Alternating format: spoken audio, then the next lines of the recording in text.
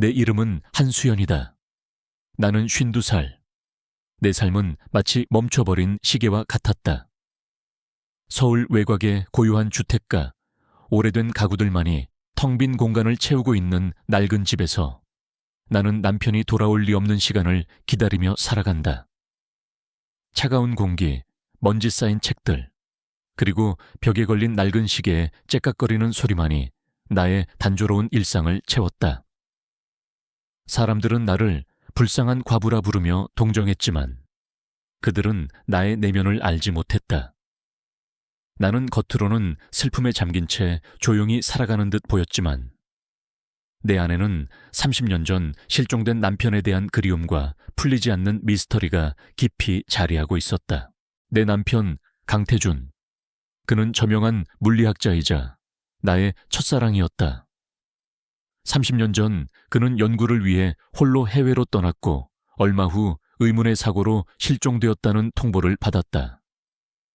그의 죽음은 공식적으로 사고로 처리되었지만 나는 믿지 않았다. 내 남편은 그럴 사람이 아니었다. 그는 누구보다 치밀했고 자신의 흔적을 남기지 않는 사람이었다.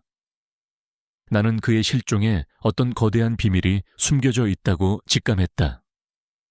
하지만 나는 진실을 밝힐 증거가 없었다. 나는 무력했고 절망했다. 시간이 흐를수록 남편의 실종은 더욱더 깊은 미궁 속으로 빠져들었다. 나는 기자 시절 익혔던 모든 탐사 능력을 동원해 남편의 행방을 찾아 헤맸다. 그의 연구 자료, 그의 동료들, 그리고 그가 마지막으로 머물렀던 해외 연구소까지. 나는 모든 것을 샅샅이 뒤졌지만 아무런 단서도 찾지 못했다. 남편은 마치 흔적도 없이 사라진 듯 보였다. 나는 결국 포기할 수밖에 없었다. 내 삶은 그날 이후로 웃음을 잃었고 세상과 단절된 삶을 선택했다. 나는 남편의 낡은 서재에 앉아 그의 책들을 읽으며 시간을 보냈다. 책 페이지마다 남편의 필체가 남아 있었고 그의 흔적은 여전히 생생했다. 나는 책을 통해 남편과의 추억을 되새겼고 그의 지혜를 다시 배웠다. 나의 손은 낡은 책들의 거친 질감을 느끼며 남편의 온기를 찾으려 애썼다. 그의 연구 노트에는 알 수 없는 방정식과 그림들이 가득했다. 그것들은 너무나도 난해했지만 나는 그의 흔적을 통해 그의 삶을 이해하려 애썼다. 내 목에는 낡은 초승달 모양의 목걸이가 걸려 있었다. 그것은 남편이 결혼기념일 선물로 내게 준 것이었다. 남편은 목걸이를 주면서 이렇게 말했었다. 이 초승달은 우리 사랑의 증표야. 어둠 속에서도 늘 빛을 잃지 않는 것처럼 우리 사랑도 영원할 거야. 나는 목걸이를 만지작거렸다. 차가운 금속의 감촉은 내게 남편의 존재를 상기시켰고 동시에 알 수 없는 불안감을 주었다. 목걸이 뒷면에는 작은 글씨가 새겨져 있었다. 오메가, 그리고 알 수 없는 그리스어 문구가 새겨져 있었다. 나는 그 문구의 의미를 알아내기 위해 수십 년간 노력했지만 아무런 단서도 찾지 못했다. 나는 나의 삶이 의미 없다고 생각하지 않았다. 비록 내가 가진 것이 보잘것없을지라도 나는 내가 할 수 있는 한 최선을 다해 타인을 돕고 싶었다. 그것이 과거에 내가 저지른 죄에 대한 속죄이자 내가 살아있음을 느끼는 유일한 방법이었다. 나는 매주 주말 남편의 연구 자료 중 일부를 정리하여 인근 대학교 도서관에 기부했다. 그 자료들은 학생들에게 큰 도움이 되었다. 어느 날 오후 나는 남편이 가장 아끼던 정원을 돌보고 있었다. 정원에는 남편이 직접 심은 희귀한 식물들이 자라고 있었다. 남편이 실종된 후 나는 정원을 돌보는 일에 더욱 매진했다. 시든 꽃들을 잘라내고 잡초를 뽑았다. 나는 정원을 가꾸며 남편과의 추억을 되새겼다. 그의 흔적은 여전히 생생했고 그의 옹기는 여전히 나를 감쌌다. 그때 정원 한쪽 구석에 심겨있던 낡은 나무 아래에서 희미하게 빛나는 작은 돌멩이를 발견했다. 돌멩이는 마치 살아있는 듯 미세하게 떨리고 있었다. 나는 돌멩이를 조심스럽게 꺼내 손바닥에 올려놓았다. 돌멩이는 따뜻했고 나의 손에서 희미한 에너지가 느껴졌다. 나는 그 돌멩이가 단순한 돌이 아니라는 것을 직감했다. 나는 돌멩이를 남편의 낡은 손목시계 옆에 놓았다. 그러자 놀랍게도 멈춰버렸던 시계의 초침이 미세하게 움직이는 듯했다. 나는 심장이 쿵 하고 떨어지는 것을 느꼈다. 이 돌멩이가 남편의 시계와 어떤 관련이 있는 것은 아닐까? 나는 그 돌멩이가 남편이 죽기 직전 내게 남긴 비밀스러운 메시지라고 믿었다. 나는 그 돌멩이의 의미를 알아내기 위해 수십 년간 노력했지만 아무런 단서도 찾지 못했다. 나는 나의 삶이 의미 없다고 생각하지 않았다. 비록 내가 가진 것이 보잘것없을지라도 나는 내가 할 수 있는 한 최선을 다해 타인을 돕고 싶었다. 그것이 과거에 내가 저지른 죄에 대한 속죄이자 내가 살아있음을 느끼는 유일한 방법이었다. 나는 텔레비전을 켰다. 뉴스에서는 최근 개봉한 과학 다큐멘터리에 대한 이야기가 흘러나왔다. 생명공학의 새로운 지평을 열다. 인류의 미래를 바꿀 혁신적인 연구. 나는 뉴스를 보며 비웃었다. 남편이 사라진 후 나는 과학에 대한 모든 믿음을 잃었다. 하지만 나의 시선은 뉴스 화면 속 한 젊은 과학자에게 꽂혔다. 그는 28세의 젊은 나이였지만 그의 눈빛은 알 수 없는 통찰력과 열정으로 가득했다. 그는 바로 다큐멘터리의 주인공인 젊은 과학자 이준표였다. 그는 남편과 너무나도 닮아 있었다. 젊은 시절의 남편을 보는 듯했다. 나는 그의 얼굴에서 묘한 익숙함과 함께 알 수 없는 불안감을 느꼈다.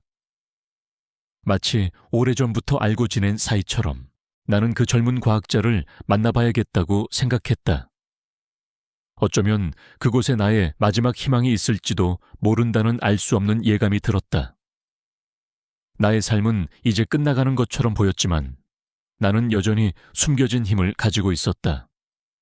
나는 나의 자존심을 되찾을 것이다.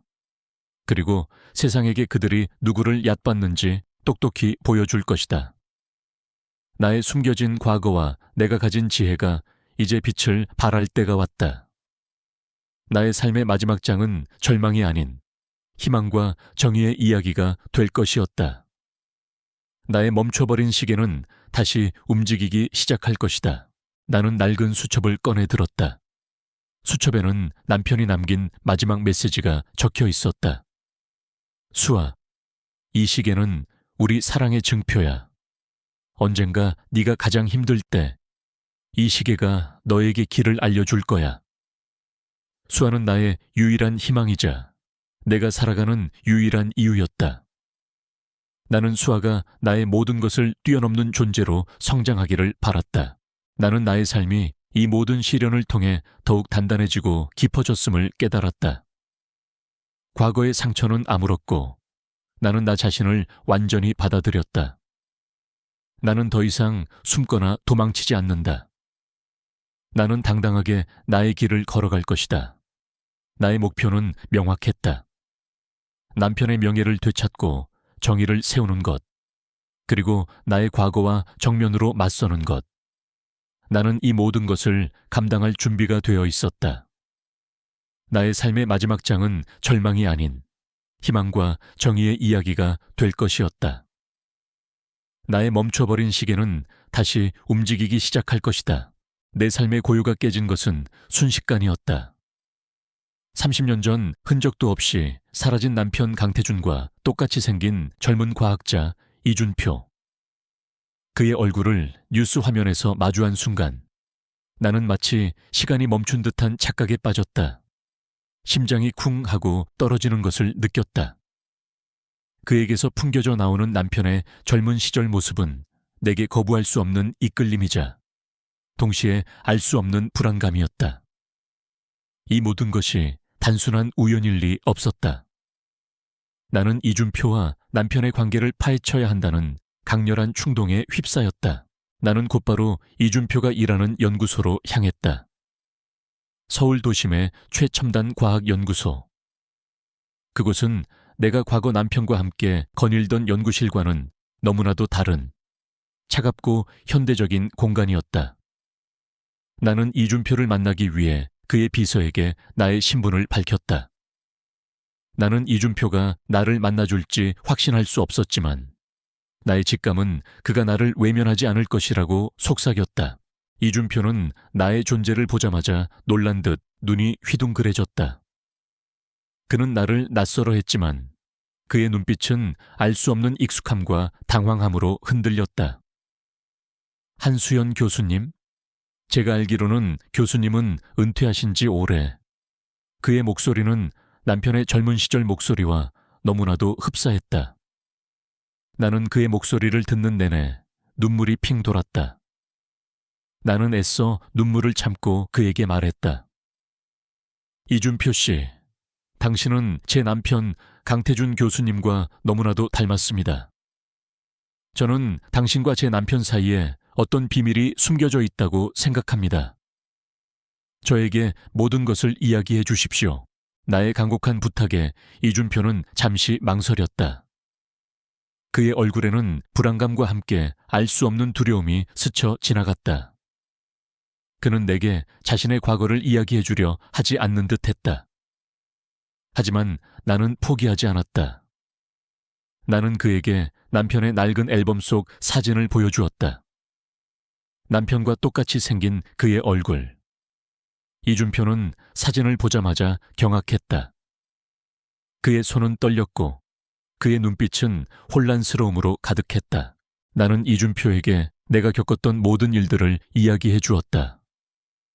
남편의 의문의 실종, 30년간 풀리지 않는 미스터리, 그리고 나의 외로움까지. 나의 진심 어린 고백에 이준표의 눈가에 눈물이 맺혔다. 그는 고개를 숙인 채 아무 말도 하지 못했다. 그는 나의 아픔에 공감하는 듯했다. 한참의 침묵 끝에 이준표는 떨리는 목소리로 자신의 이야기를 시작했다. 그의 이야기는 내게 큰 충격과 함께 알 수 없는 진실을 안겨주었다. 이준표는 남편 강태준의 쌍둥이 동생이었다. 그는 남편이 실종되기 전 연구를 위해 해외로 떠났을 때 함께 떠났다고 했다. 하지만 그는 남편이 실종된 후 알 수 없는 이유로 모든 기억을 잃고 고아원에서 자랐다고 했다.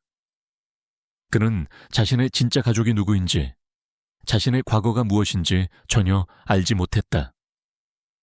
그는 자신의 삶이 늘 미스터리였다고 했다. 이준표는 남편이 실종되기 전 그와 함께 의식전이 연구를 진행했다고 했다. 남편은 인간의 의식을 디지털 데이터로 전환하고 그 의식을 새로운 육체에 전이하여 영원히 살 수 있는 방법을 연구하고 있었다고 했다. 그 연구는 윤리적인 문제로 인해 철저하게 비밀리에 진행되었다고 했다. 남편은 이준표를 자신의 연구에 참여시켰고 이준표는 남편의 연구를 돕는 역할을 했다고 했다. 하지만 남편이 실종된 후 이준표는 연구에 대한 모든 기억을 잃었고 그 연구는 미완성 상태로 남았다고 했다. 나는 이준표의 이야기에 경악했다. 남편이 영원한 삶을 꿈꿨다니. 그리고 그의 쌍둥이 동생 이준표가 그 연구와 관련되어 있었다니. 이 모든 것이 나의 머릿속을 복잡하게 얽힌 실타래처럼 꼬이게 만들었다. 나의 삶은 단순한 우연이 아니었다. 그것은 거대한 운명의 실타래처럼 얽혀 있었다. 나는 이준표에게 남편의 낡은 시계와 목걸이, 그리고 그 안에 새겨진 암호를 보여주었다. 이준표는 시계를 보자마자 놀란 듯 눈이 휘둥그레졌다. 그는 그 시계가 남편의 의식전이 연구와 관련된 핵심 장치라는 것을 직감했다. 그리고 목걸이 뒷면에 새겨진 오메가라는 단어와 그리스어 문구. 이준표는 그 문구의 의미를 알고 있었다. 그것은 남편이 자신에게만 알려주었던 비밀 암호였다고 했다. 오메가는 마지막 끝을 의미하며 그리스어 문구는 새로운 시작을 의미한다고 했다. 남편은 죽음을 통해 새로운 시작을 꿈꿨던 것이다. 나는 이준표에게 나의 임신 소식을 알렸다. 52세의 나이에 기적처럼 임신했다는 사실, 그리고 내 뱃속의 아이가 남편의 영혼을 담고 있는 영혼의 아이라는 나의 추측까지. 이준표는 나의 말에 큰 충격을 받았다. 그는 내가 임신했다는 사실 자체를 믿을 수 없었지만 나의 진심을 느꼈다. 그는 남편의 의식전이 연구가 성공했을 가능성이 있다고 했다. 수연 씨, 회장님은 아마도 자신의 의식을 이 시계에 기록했을 겁니다. 그리고 이 시계는 특수한 파장을 방출하여 수연 씨의 몸에 영향을 미쳤을 겁니다. 그래서 임신이 가능했던 것일 수도 있습니다. 이준표의 말은 나에게 큰 충격과 함께 알 수 없는 희망을 주었다. 나의 뱃속의 아이는 남편의 사랑이자 나의 새로운 희망이었다. 나의 임신 소식은 곧 세상에 알려졌다. 52세 여성의 기적 같은 임신 소식은 언론을 통해 대서특필되었다. 현대의 기적, 생명공학계의 센세이션. 사람들은 나의 이야기에 열광했고 나의 임신을 현대의 기적이라 불렀다. 하지만 나의 임신은 축복인 동시에 시련의 시작이었다. 나의 임신 소식이 알려지자마자 언론과 방송사들은 약수터의 비밀을 파헤치기 위해 혈안이 되었다. 수많은 기자들이 사찰로 몰려들었고 그들은 약수터의 물을 분석하려 했다. 과학자들은 나의 임신이 의학적으로 불가능하다며 나를 미신에 빠진 사람도로 몰아갔고 나의 임신이 조작된 것이라고 주장하며 나를 비난했다. 나의 성공적인 교수 경력까지 들먹이며 내가 자신의 명성을 위해 거짓말을 한다고 폄하했다. 특히 나의 죽은 남편의 가족, 즉 강태준의 아들이자 민성그룹의 현 회장 강진철은 나를 집요하게 추적했다. 그는 내가 남편의 재산을 노리고 자신을 기만하고 있다고 주장했다. 그는 나를 돈에 눈먼 여자라 비난하며 언론에 악의적인 소문을 퍼뜨렸다. 그는 내가 임신한 아이가 자신의 아버지를 죽인 살인범의 아이라며 나를 사회적으로 매장시키려 했다. 그의 눈빛은 증오와 탐욕으로 가득했다. 강진철은 내가 상상했던 것보다 훨씬 더 위험하고 잔인한 존재였다. 나는 이 모든 상황에 혼란스러웠다. 나의 임신은 명백한 기적이었지만 세상은 그 기적을 믿어주려 하지 않았다. 나는 나의 임신이 조작된 것이 아니라는 것을 증명해야 했다. 하지만 내가 가진 것은 오직 약수터의 물을 마시고 임신했다는 사실뿐이었다. 나는 과학적인 증거를 제시할 수 없었다. 나는 나의 낡은 손목시계를 다시 한번 꺼내 들었다. 멈춰버렸던 시계는 이제 나의 뱃속에서 뛰는 작은 심장 소리에 반응하는 듯 희미하게 떨리고 있었다. 나는 이 모든 것을 혼자 감당하기에는 너무나도 벅찼다. 나의 몸은 피곤했지만 나의 정신은 날카로웠다. 나는 내가 가진 지식과 지혜를 활용하여 그들의 공격에 맞서야 했다. 나는 이 사회의 모든 부조리와 불의에 맞서 싸울 것이다. 나의 삶은 이제 끝나가는 것처럼 보였지만 나는 여전히 숨겨진 힘을 가지고 있었다. 나는 나의 자존심을 되찾을 것이다. 그리고 세상에게 그들이 누구를 얕봤는지 똑똑히 보여줄 것이다. 나의 숨겨진 과거와 내가 가진 지혜가 이제 빛을 발할 때가 왔다. 나의 삶의 마지막 장은 절망이 아닌 희망과 정의의 이야기가 될 것이었다. 나의 멈춰버린 시계는 다시 움직이기 시작할 것이다. 내 기적 같은 임신 소식은 축복인 동시에 거대한 시련의 시작이었다. 52세의 나이, 이미 의학적으로는 불가능하다는 진단을 받았던 내가 임신이라니. 산부인과 의사는 나의 임신 사실을 확인하고 놀라움을 금치 못했다. 그의 눈빛에는 경외심과 함께 알 수 없는 호기심이 서려 있었다. 그는 내게 이것은 기적이라고 말했다. 나는 기적이라는 단어의 의미를 이제야 비로소 깨달을 수 있었다. 내 뱃속에서 작은 생명이 자라고 있다는 사실은 내게 세상의 모든 것을 다시 보게 했다. 나의 완벽했지만 공허했던 삶은 이제 진정한 의미를 찾았다. 나는 곧바로 연구실로 돌아왔다. 이준표에게 나의 임신 소식을 알리고 싶었다. 이준표는 내가 임신했다는 사실을 듣자마자 희미한 미소를 지었다. 그의 눈빛은 알 수 없는 통찰력과 슬픔으로 가득했지만 그 속에는 내 대한 깊은 축복이 담겨 있었다. 수연 씨, 당신과 태준이 형의 사랑이 이뤄낸 기적입니다. 이 아이는 분명 태준이 형의 영혼을 담고 있을 겁니다. 이준표의 말은 알 수 없는 의미로 다가왔다. 그는 남편의 의식전이 연구와 관련된 비밀을 내게 말해주려 하지 않는 듯했다. 그는 내가 남편의 유품인 시계를 발견한 사실에 대해서도 침묵했다. 그의 침묵은 오히려 나의 궁금증을 증폭시켰다. 이준표는 약수터와 어떤 관련이 있는 것일까?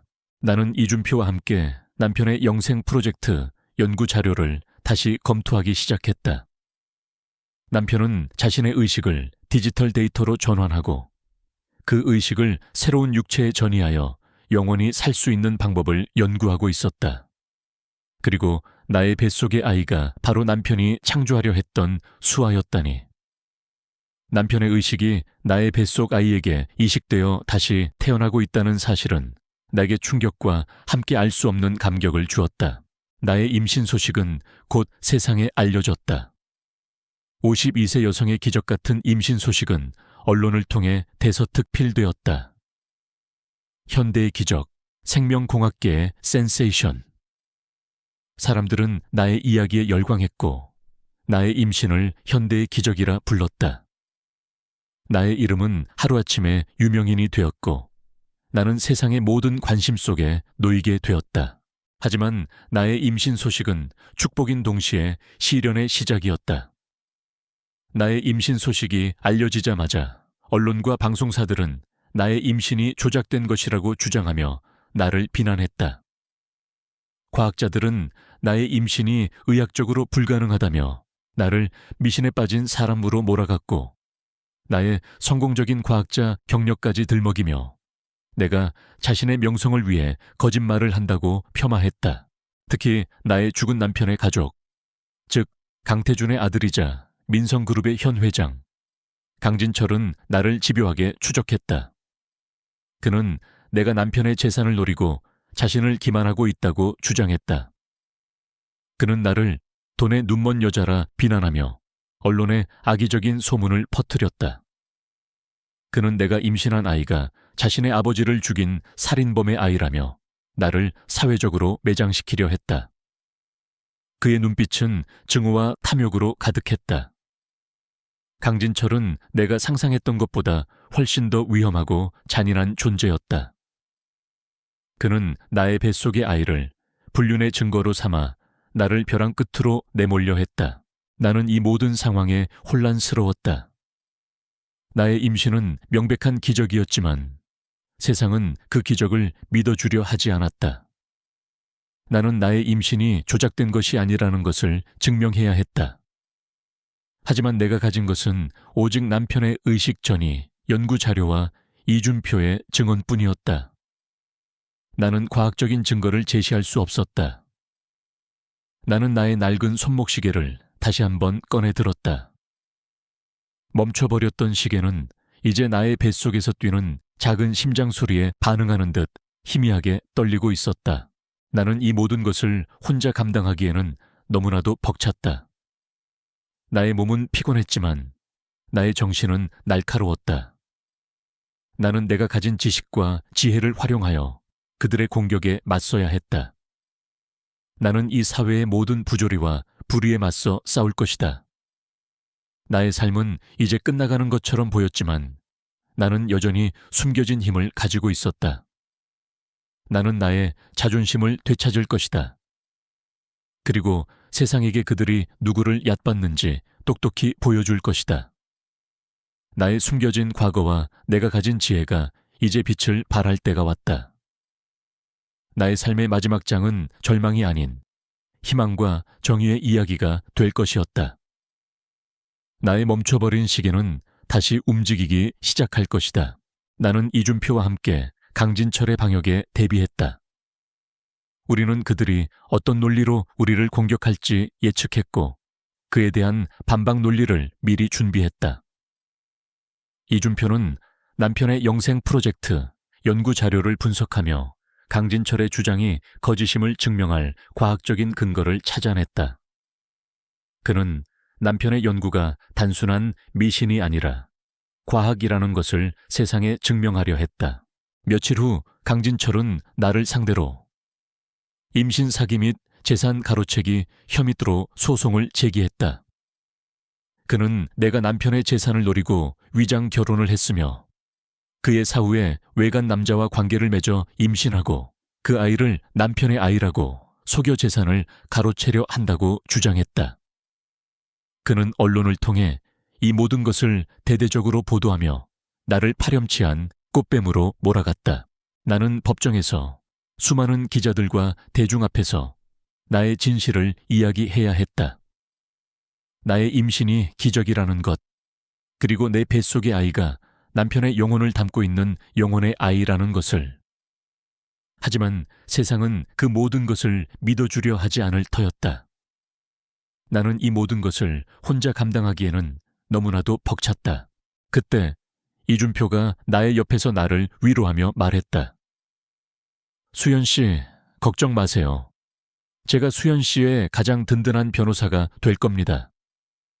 태준이 형의 연구가 얼마나 위대했는지, 그리고 수연 씨의 임신이 얼마나 기적적인지 제가 세상에 증명할 겁니다. 이준표의 눈빛은 흔들림이 없었다. 그는 남편의 명예를 회복하고 나를 지키기 위해 자신의 모든 것을 걸고 있었다. 재판 당일이 되었다. 법정은 기자들과 방청객들로 가득 찼다. 전 국민의 관심이 이 재판에 쏠려 있었다. 나는 법정 방청석에 앉아 숨을 골랐다. 내 옆에는 이준표와 변호인단이 함께 앉아 있었다. 그들은 내게 힘내라는 듯 고개를 끄덕였다. 나의 마음은 격렬하게 뛰었지만 나는 침착하게 대응해야 했다. 강진철이 피고인석에 앉아 있었다. 그의 얼굴은 오만함과 승리에 대한 확신으로 가득했다. 그는 나를 비웃듯이 바라봤다. 그는 내가 그에게 맞설 수 없을 것이라고 확신하는 듯했다. 그는 자신의 돈과 권력으로 모든 것을 해결할 수 있다고 믿고 있었다. 재판이 시작되었다. 강진철 측 변호인단은 막강한 논리와 증거를 내세우며 나를 공격했다. 그들은 나의 임신이 의학적으로 불가능하다는 의사들의 증언을 제시했고 나의 임신이 조작된 것이라고 주장했다. 그들은 내가 돈을 노리고 강태준과 위장 결혼을 했으며 그의 사후에 외간 남자와 관계를 맺어 임신하고 그 아이를 강태준의 아이라고 속여 재산을 가로채려 한다고 몰아붙였다. 그들의 논리는 교묘하고 치밀했지만 나는 그들의 거짓말에 흔들리지 않았다. 나의 마음속에는 남편과의 사랑, 그리고 내 뱃속의 작은 생명에 대한 믿음이 선명하게 새겨져 있었다. 나는 증인석에 섰다. 나의 손에는 남편의 낡은 시계가 쥐어져 있었다. 나는 시계 속에 남편의 필체를 보며 심호흡을 했다. 그리고 내가 아는 모든 진실을 이야기했다. 남편의 영생 프로젝트 연구, 그의 의식 전이 시도, 그리고 나의 임신이 기적이라는 것까지. 나의 진술은 단호했고 나의 증거들은 명백했다. 법정은 충격과 분노로 술렁거렸다. 이준표는 나의 변호인으로서 당당하게 변론을 시작했다. 그는 차분하고 또렷한 목소리로 남편의 영생 프로젝트, 연구의 과학적인 근거를 설명했다. 그는 남편이 자신의 의식을 디지털 데이터로 전환하고 그 의식을 새로운 육체에 전이하려 했다는 사실을 과학적으로 증명했다. 그는 나의 임신이 남편의 의식전이 연구의 결과이며 내 뱃속의 아이가 남편의 영혼을 담고 있는 영혼의 아이라는 것을 주장했다. 특히 이준표는 결정적인 증거를 제시했다. 그는 남편의 연구실에서 발견된 영생 프로젝트의 최종 연구 보고서와 함께 남편이 죽기 직전 남긴 유언 영상을 법정 스크린에 띄웠다. 유언 영상 속 남편은 자신의 죽음을 예견하고 있었다. 그는 자신의 의식이 새로운 생명체에게 이식될 것이며 그 생명체는 나와 이준표를 통해 세상에 태어날 것이라고 말했다. 그리고 그는 내게 이 아이를 지켜달라고 간곡히 부탁했다. 영상 속 남편의 목소리가 법정 안에 울려 퍼지자 방청객들은 경악했다. 강진철은 자신의 아버지가 이런 비밀스러운 연구를 하고 있었다는 사실에 충격을 받았다. 그의 얼굴은 사색이 되었다. 그는 스크린을 향해 손을 뻗으며 소리쳤다. 당장 꺼, 저거 가짜야. 조작된 영상이라고. 하지만 아무도 그의 말에 귀 기울이지 않았다. 영상은 계속해서 재생되었다. 남편의 마지막 유언은 모든 것을 뒤흔들었다. 이준표는 마지막으로 법정에서 호소했다. 존경하는 재판장님, 그리고 배심원 여러분, 이 사건은 단순히 한 개인의 임신 사기 사건이 아닙니다. 이것은 생명과 과학, 그리고 사랑의 경계를 넘나드는 위대한 기적입니다. 저의 형님 강태준 교수님은 죽음을 극복하고 영원한 삶을 꿈꿨습니다. 그리고 그의 꿈은 이곳에서 실현되고 있습니다. 저는 여러분께 호소합니다. 과학적 상식으로는 이해할 수 없는 이 기적을 인정하고 이 아이의 생명을 보호해 주십시오. 이 아이는 저의 형님과 한수연 여사님의 위대한 사랑의 결실입니다. 이준표의 목소리는 단호했고 그의 눈빛은 빛났다. 그는 남편의 명예를 회복하고 나의 임신을 세상에 증명하는 데 모든 것을 걸었다. 재판장은 최종 판결을 내렸다. 강진철의 주장은 모두 기각되었고 나는 임신 사기 및 재산 가로채기 혐의에서 무죄를 선고받았다. 또한 나의 임신은 의학적으로 설명할 수 없는 기적으로 인정되었고 내 뱃속의 아이는 남편 강태준의 영혼의 아이로 법적으로 인정되었다. 강진철은 허위사실, 유포 및 명예훼손 혐의로 유죄 판결을 받았고 그에게 합당한 대가가 치러졌다. 정의는 마침내 완벽하게 실현되었다. 나는 법정을 나섰다. 수많은 기자들이 내게 달려와 질문을 쏟아냈지만 나는 아무 말도 하지 않았다. 그저 희미한 미소를 지을 뿐이었다. 이준표는 나의 옆에서 나를 부드럽게 감쌌다. 그의 얼굴에는 행복이 가득했다. 그는 나의 억울함을 밝혀주었고 나의 명예를 회복시켜 주었다. 그리고 그는 내게 가장 큰 선물을 주었다. 남편의 영혼을 담은 아이. 나는 이준표에게 감사의 말을 전했다. 준표 씨, 정말 고마워요. 준표 씨 덕분에 제가 이 모든 것을 이겨낼 수 있었습니다. 아닙니다, 수연 씨. 형님이 저에게 남겨주신 마지막 선물입니다. 저는 형님의 뜻을 이어받아 이 아이를 보호하고 형님의 연구를 완성할 겁니다. 나는 그의 어깨를 감쌌다. 나의 삶은 이제 새로운 시작을 향해 나아가고 있었다. 남편의 죽음은 끝이 아니었다. 그것은 새로운 생명의 시작이었다. 나의 뱃속의 작은 생명은 나의 희망이자 남편의 영원한 사랑의 증표였다. 내 기적 같은 임신 소식은 축복인 동시에 거대한 시련의 시작이었다. 병원과 의학계는 52세 여성의 자연 임신이라는 전례 없는 현상에 경악했고 언론은 약수터의 비밀을 파헤치기 위해 혈안이 되었다. 나를 미신맹신자로 몰아갔던 이영민 기자조차 약수터의 신비로운 힘 앞에 무릎을 꿇었다. 그는 자신의 오만함을 반성하며 내게 진심으로 사과했다. 하지만 세상의 탐욕은 쉬이 사라지지 않았다. 생명석의 존재가 알려지자마자 전 세계의 거대 제약회사와 생명공학 기업들은 생명석의 힘을 독점하려 혈안이 되었다. 특히 내가 과거에 몸담았던 의료계의 경쟁사이자 나의 최대 라이벌이었던 김영민 회장은 가장 적극적으로 움직였다. 그는 자신의 모든 것을 걸고 생명석의 힘을 손에 넣으려 했다. 나는 이도현 농부와 함께 생명석의 비밀을 지키기 위해 싸웠다. 이도현은 생명석이 함부로 세상에 드러나서는 안 되는 신성한 존재임을 강조했다. 그는 생명석의 힘이 탐욕스러운 자들의 손에 넘어가면 세상이 혼란에 빠질 수 있다고 경고했다. 나는 이도현의 말을 이해했다. 나의 임신은 축복이었지만 동시에 생명석의 비밀을 지켜야 하는 무거운 사명을 안겨주었다. 김영민 회장은 언론을 통해 생명석의 존재를 과학적인 검증이 필요한 미지의 물질로 폄하하고 나의 임신을 단순한 우연의 일치로 치부했다. 그는 과학자들을 동원하여 생명석의 물을 분석하려 했고 사찰에 압력을 가해 약수터의 소유권을 주장하려 했다. 그의 탐욕은 도를 넘어섰고 그의 행동은 거침이 없었다. 그는 나의 뱃속에서 자라고 있는 작은 생명마저 탐냈다. 그의 눈빛은 광기로 가득했다. 나는 이 모든 상황에 혼란스러웠다. 나의 임신은 명백한 기적이었지만 세상은 그 기적을 믿어주려 하지 않았다. 나는 나의 임신이 조작된 것이 아니라는 것을 증명해야 했다.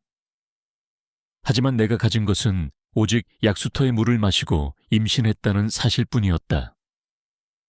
나는 과학적인 증거를 제시할 수 없었다. 나는 나의 낡은 손목시계를 다시 한번 꺼내 들었다. 멈춰버렸던 시계는 이제 나의 뱃속에서 뛰는 작은 심장 소리에 반응하는 듯 희미하게 떨리고 있었다. 나는 이도현 농부에게 약수터의 비밀을 세상에 공개할 방법을 논의했다. 우리는 이 모든 비밀이 탐욕스러운 자들의 손에 넘어가지 않도록 신중해야 했다. 이도현은 생명석의 비밀이 세상에 드러나는 것을 원치 않았다. 하지만 나의 임신과 이영민 기자의 집요한 추적은 더 이상 진실을 숨길 수 없는 상황을 만들었다. 나는 나의 과거 고고학적 지식을 총동원하여 약수터 주변을 탐사했다. 그리고 이도현의 창고에서 발견했던 남편의 주머니 시계를 다시 확인했다. 시계 뒷면에 새겨진 필체와 낡은 사진 속 남편의 군복에 달려있던 이상한 휘장은 내게 묘한 직감을 주었다. 나는 이 모든 것들이 약수터의 비밀과 연결되어 있을지도 모른다는 섬뜩한 예감을 느꼈다. 나는 이도현에게 약수터의 비밀과 남편의 주머니 시계, 그리고 휘장에 대한 모든 것을 이야기해달라고 간곡히 부탁했다. 이도현은 나의 말에 잠시 망설이더니 결국 모든 것을 털어놓기 시작했다. 그의 이야기는 내게 큰 충격과 함께 알 수 없는 진실을 안겨주었다. 이도현은 단순한 농부가 아니었다. 그는 이 사찰에 대대로 내려오는 생명석의 수호자 가문의 마지막 후손이었다. 약수터 아래에는 거대한 생명석이 봉인되어 있었고 그 생명석은 우주에서 온 신비로운 광물이었다. 생명석은 스스로 생명 에너지를 방출하며 주변의 물을 활성화시키고 생명력을 증진시키는 능력을 가지고 있었다. 수천 년 전 이 생명석은 지구에 떨어졌고 우연히 이 사찰의 조상 스님들과 이도현의 가문이 그 존재를 알게 되었다고 했다.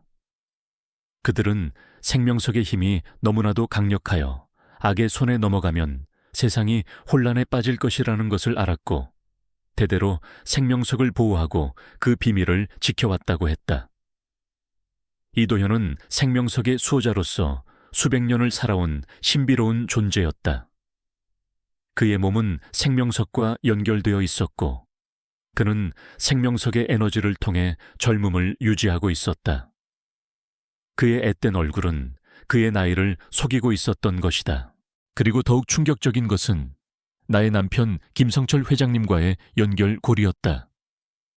남편은 생전에 이 사찰을 방문하여 생명석의 존재를 알게 되었다고 했다. 그는 자신의 연구 분야인 생명공학과 생명석의 연관성을 파악하고 생명석의 힘을 연구하려 했다고 했다. 남편은 이도현의 할아버지로부터 생명석의 비밀 일부를 전해 듣고 자신의 연구실에서 비밀리에 연구를 진행했다. 나의 남편은 영원한 생명을 얻고 죽음을 극복하려 했다.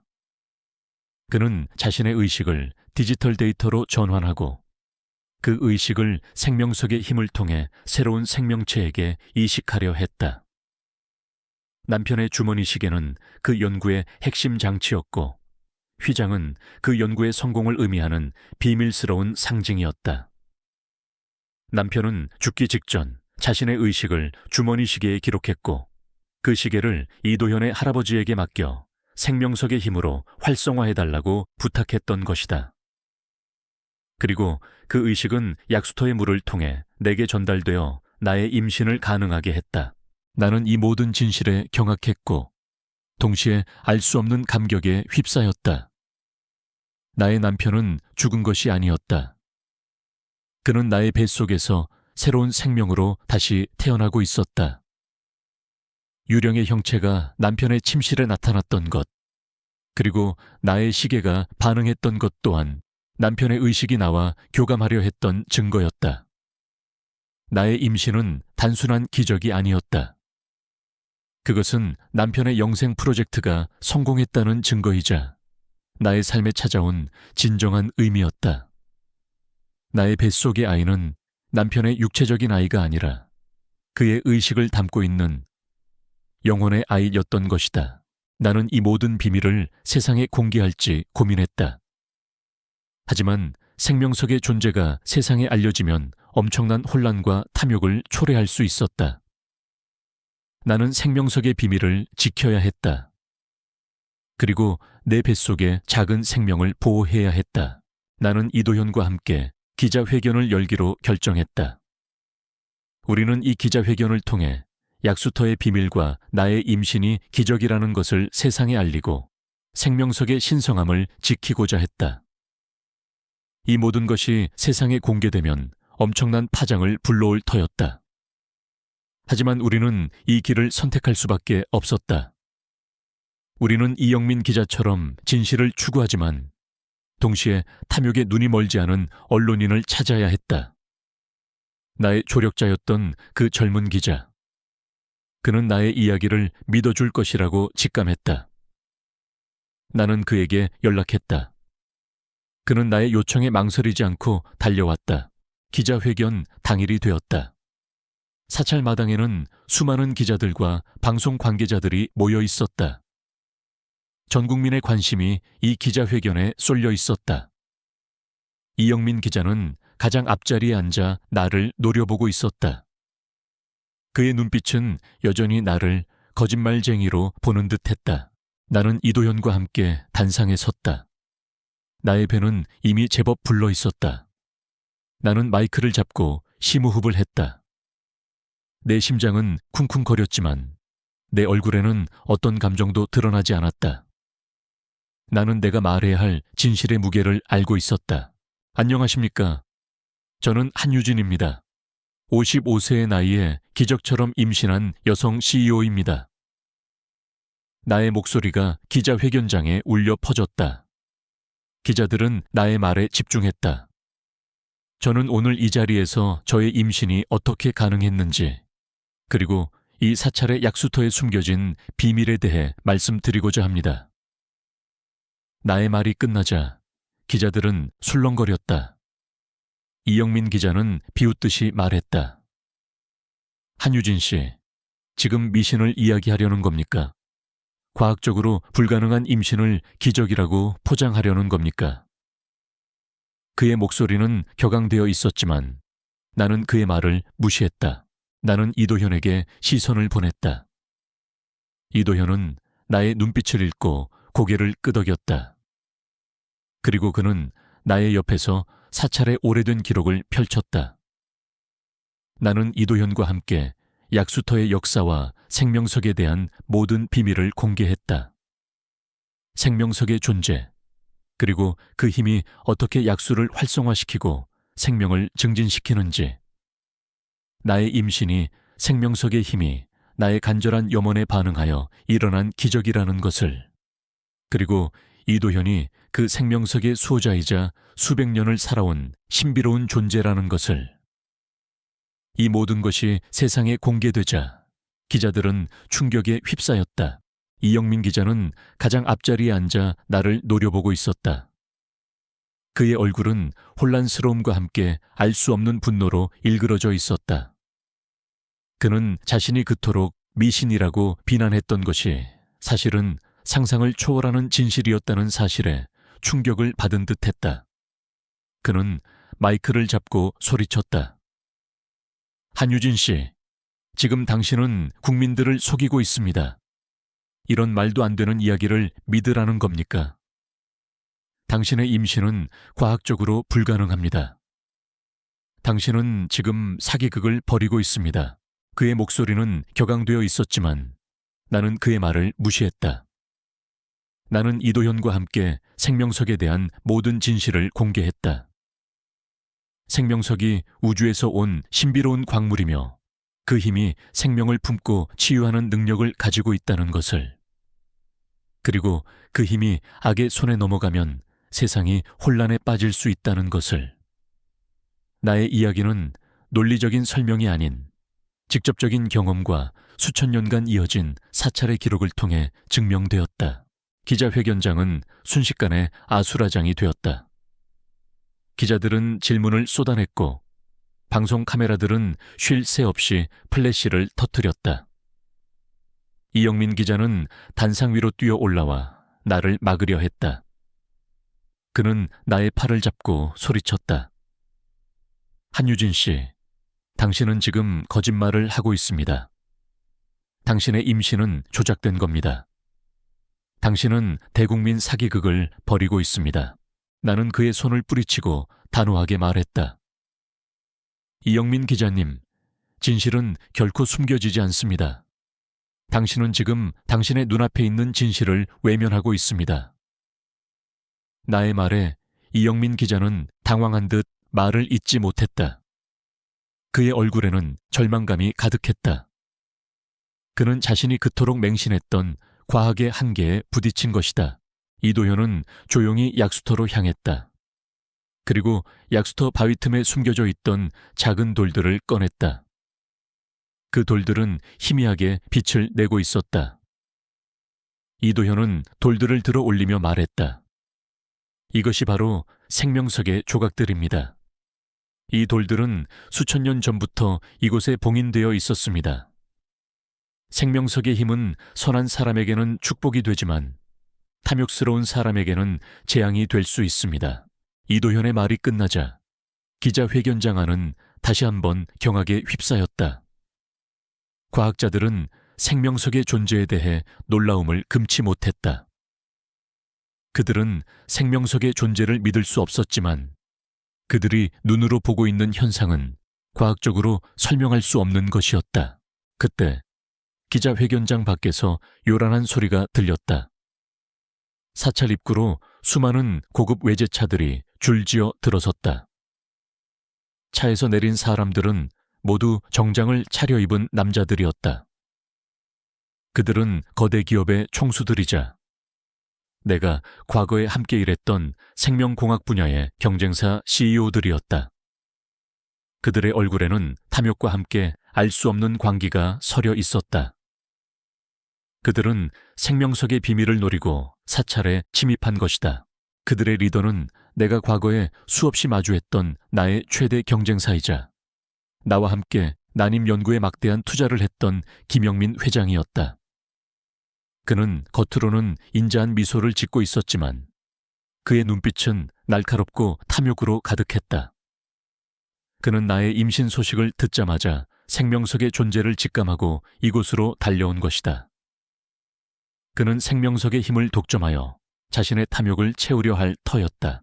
김영민 회장은 기자회견장 안으로 들어서자마자 내게 다가와 비웃듯이 말했다. 한유진 대표님, 오랜만입니다. 불가능하다던 임신을 하셨다니 정말 놀랍군요. 혹시 그 비밀이 이 약수터에 있다는 소문이 사실입니까? 저희도 교수님의 연구에 관심이 많습니다만 그의 목소리에는 위선과 함께 알 수 없는 협박이 담겨 있었다. 그는 이미 생명석의 존재를 알고 있었다. 나는 김영민 회장의 눈을 똑바로 응시했다. 김영민 회장님, 이곳은 당신의 탐욕을 채울 곳이 아닙니다. 이곳은 신성한 곳입니다. 약수터의 물은 생명을 품고 있습니다. 함부로 더럽히지 마십시오. 나의 말에 김영민 회장은 비웃었다. 신성이라? 할머니, 그런 미신 같은 소리는 통하지 않습니다. 저는 오직 과학과 돈만을 믿습니다. 생명석의 힘, 제가 가지겠습니다. 그리고 교수님의 몸에서 자라고 있는 그 생명까지도요. 그의 말은 비수처럼 내 심장을 찔렀다. 나는 분노의 치밀어 올랐다. 그때 이도현이 갑자기 나의 앞으로 나서서 김영민 회장을 가로막았다. 그의 몸에서는 희미한 빛이 뿜어져 나왔다. 그는 생명석의 힘을 사용하려 했다. 하지만 그의 힘은 약했다. 김영민 회장의 경호원들은 이도현을 밀치고 약수터로 향했다. 나는 나의 손에 든 낡은 앨범 속 사진을 다시 한번 꺼내보았다.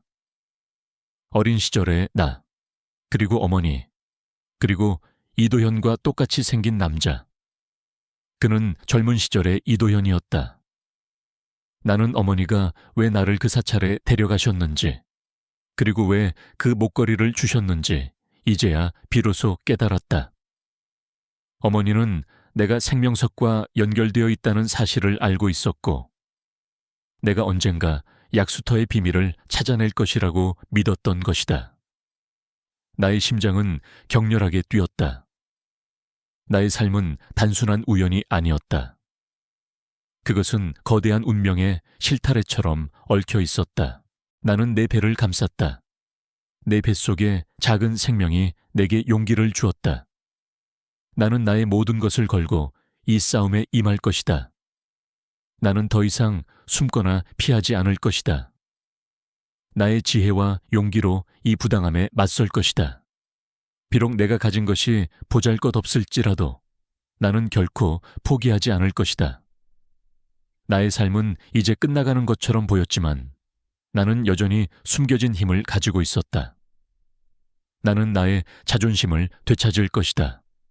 그리고 세상에게 그들이 누구를 얕봤는지 똑똑히 보여줄 것이다. 나의 숨겨진 과거와 내가 가진 지혜가 이제 빛을 발할 때가 왔다.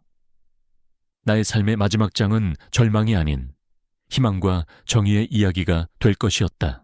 김영민 회장의 탐욕스러운 눈빛이 나의 심장을 꿰뚫었다. 그는 약수터의 신성함을 더럽히고 생명석의 힘을 독점하려 했다. 나의 뱃속에서 자라고 있는 작은 생명마저 탐내는 그의 광기 어린 욕심에 나는 온몸에 소름이 돋았다. 나는 더 이상 침묵할 수 없었다. 내 모든 것을 걸고 이 싸움에 임할 것이다. 나의 지혜와 용기로 그들의 공격에 맞설 것이다. 비록 내가 가진 것이 보잘것없을지라도 나는 결코 포기하지 않을 것이다. 김영민 회장의 경호원들은 민호 스님을 밀치고 약수터로 향했다. 민호 스님은 그들을 막으려 했지만 그의 몸은 작고 약했다. 나는 이 모든 것을 보고만 있을 수 없었다. 나는 단상에서 내려와 약수터로 향했다. 나의 몸은 피곤했지만 나의 정신은 날카로웠다. 나는 내가 가진 지식과 지혜를 활용하여 그들의 공격에 맞서야 했다. 나는 약수터 앞에서 김영민 회장을 가로막았다. 김영민 회장님, 멈추십시오. 이곳은 신성한 곳입니다. 당신의 탐욕으로 더럽히지 마십시오. 나의 말에 김영민 회장은 비웃었다.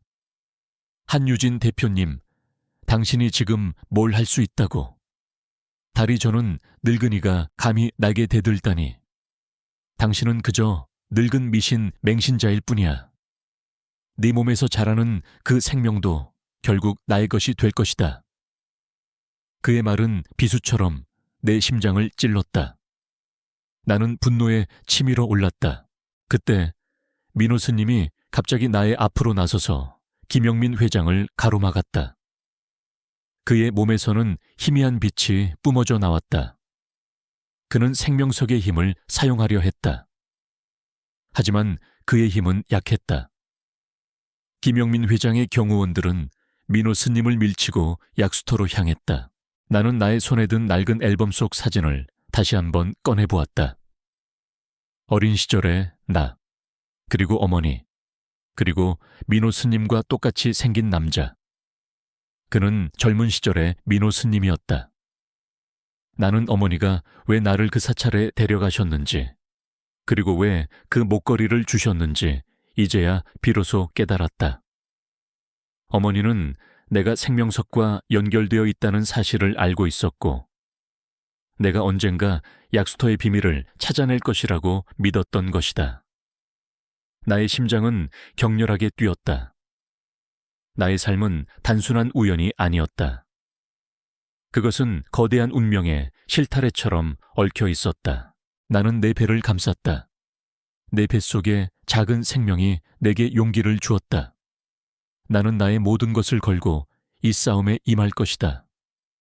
나는 더 이상 숨거나 피하지 않을 것이다.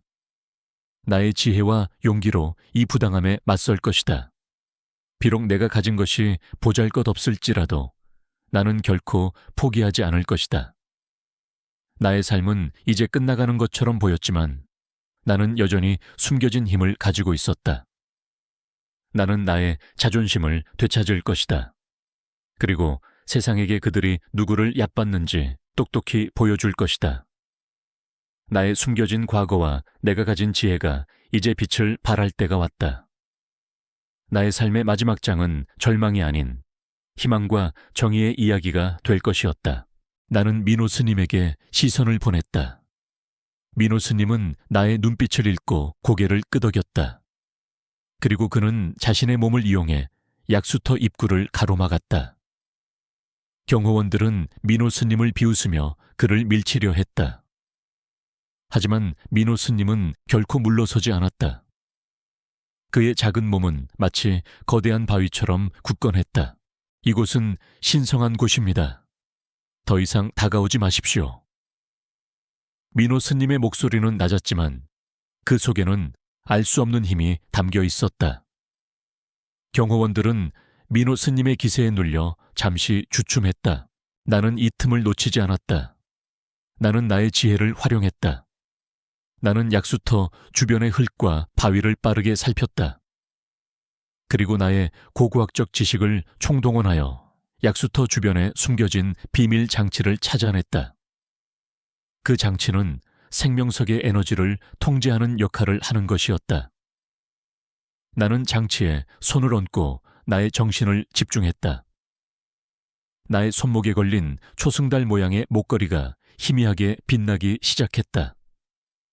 어머니가 남겨주신 마지막 선물.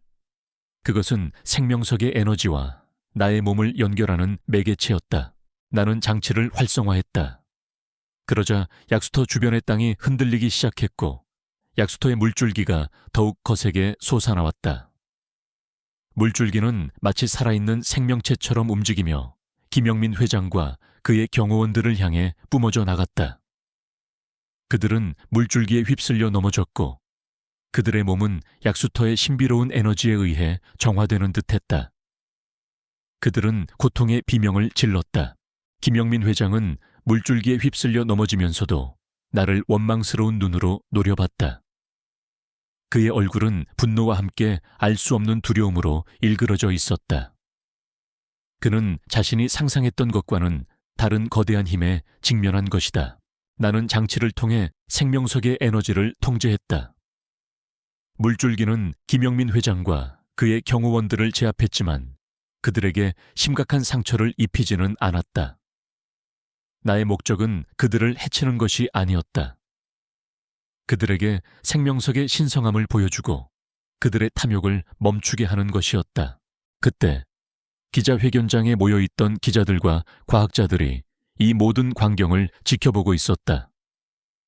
그들은 생명석의 신비로운 힘에 경악했고 나의 능력에 놀라움을 금치 못했다. 이영민 기자는 자신의 눈앞에 펼쳐진 믿을 수 없는 현상에 입을 다물지 못했다. 그가 그토록 미신이라고 비난했던 것이 사실은 상상을 초월하는 진실이었다는 사실에 충격을 받은 듯했다. 나는 약수터 앞에서 고개를 들고 김영민 회장에게 말했다. 김영민 회장님, 이곳은 당신의 탐욕을 채울 곳이 아닙니다. 이곳은 생명을 품고 있는 신성한 곳입니다. 당신의 탐욕으로 더럽히지 마십시오. 생명석의 힘은 당신 같은 자에게는 재앙이 될 것입니다. 나의 목소리는 단호했지만 그 속에는 알 수 없는 연민이 담겨 있었다. 나는 그의 눈빛에서 고통과 함께 알 수 없는 후회를 읽을 수 있었다. 김영민 회장은 고개를 숙인 채 아무 말도 하지 못했다. 그의 몸은 미세하게 떨리고 있었다. 그는 자신의 오만함이 만들어낸 함정에 스스로 빠진 것이다. 그의 몰락은 내가 원했던 복수가 아니었다. 그것은 정의의 실현이었다. 기자회견장에 모여있던 기자들은 이 모든 광경을 카메라에 담았다. 생명석의 신비로운 힘, 그리고 나의 능력. 이 모든 것이 전 국민에게 생중계되었다. 사람들은 나의 이야기에 열광했고 나의 임신이 기적이라는 것을 이제야 비로소 믿기 시작했다. 나의 이름은 하루아침에 국민적인 영웅이 되었고 산속 사찰의 약수터는 기적의 약수터라 불리며 수많은 사람들의 발길이 끊이지 않았다. 나는 기자회견을 마무리하며 말했다. 저는 오늘 이 자리에서 약수터의 비밀과 저의 임신이 기적이라는 것을 말씀드렸습니다. 하지만 생명석의 힘은 함부로 세상에 드러내서는 안 되는 신성한 존재입니다.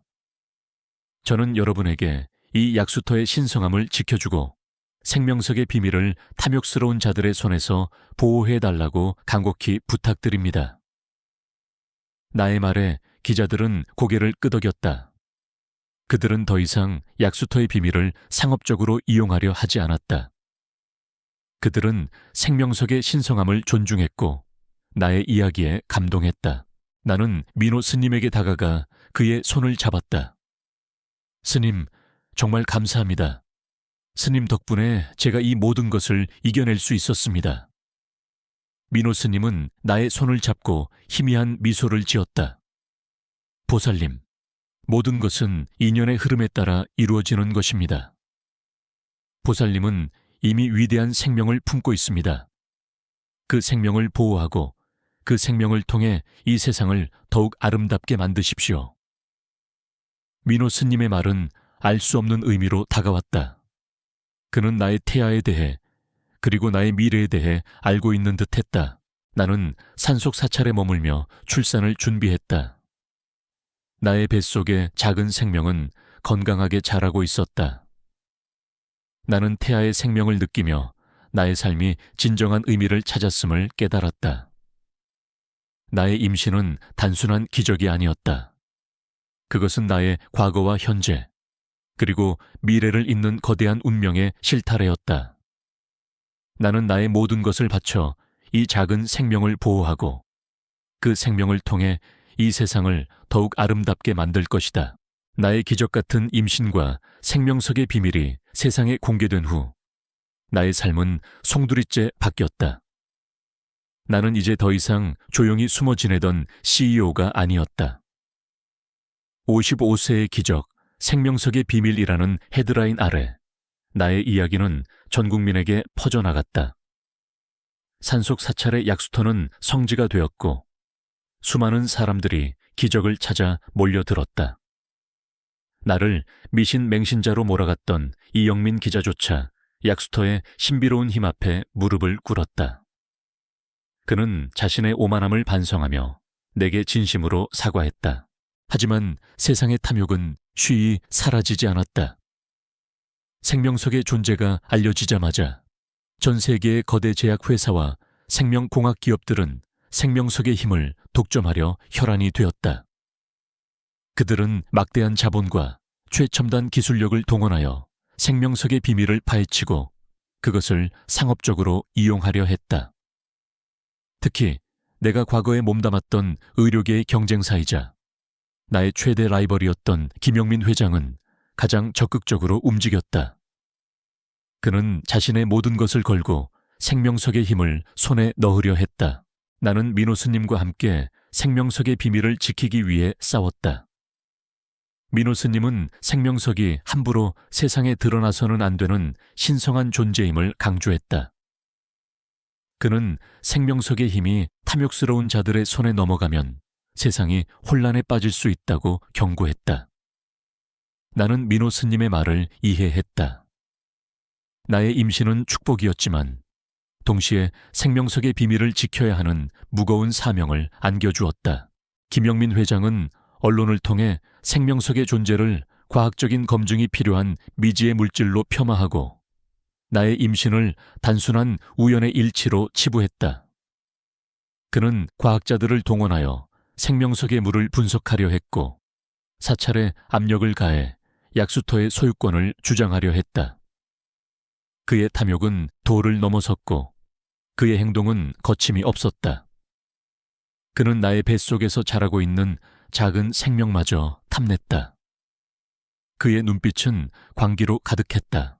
나는 이 모든 상황에 혼란스러웠다.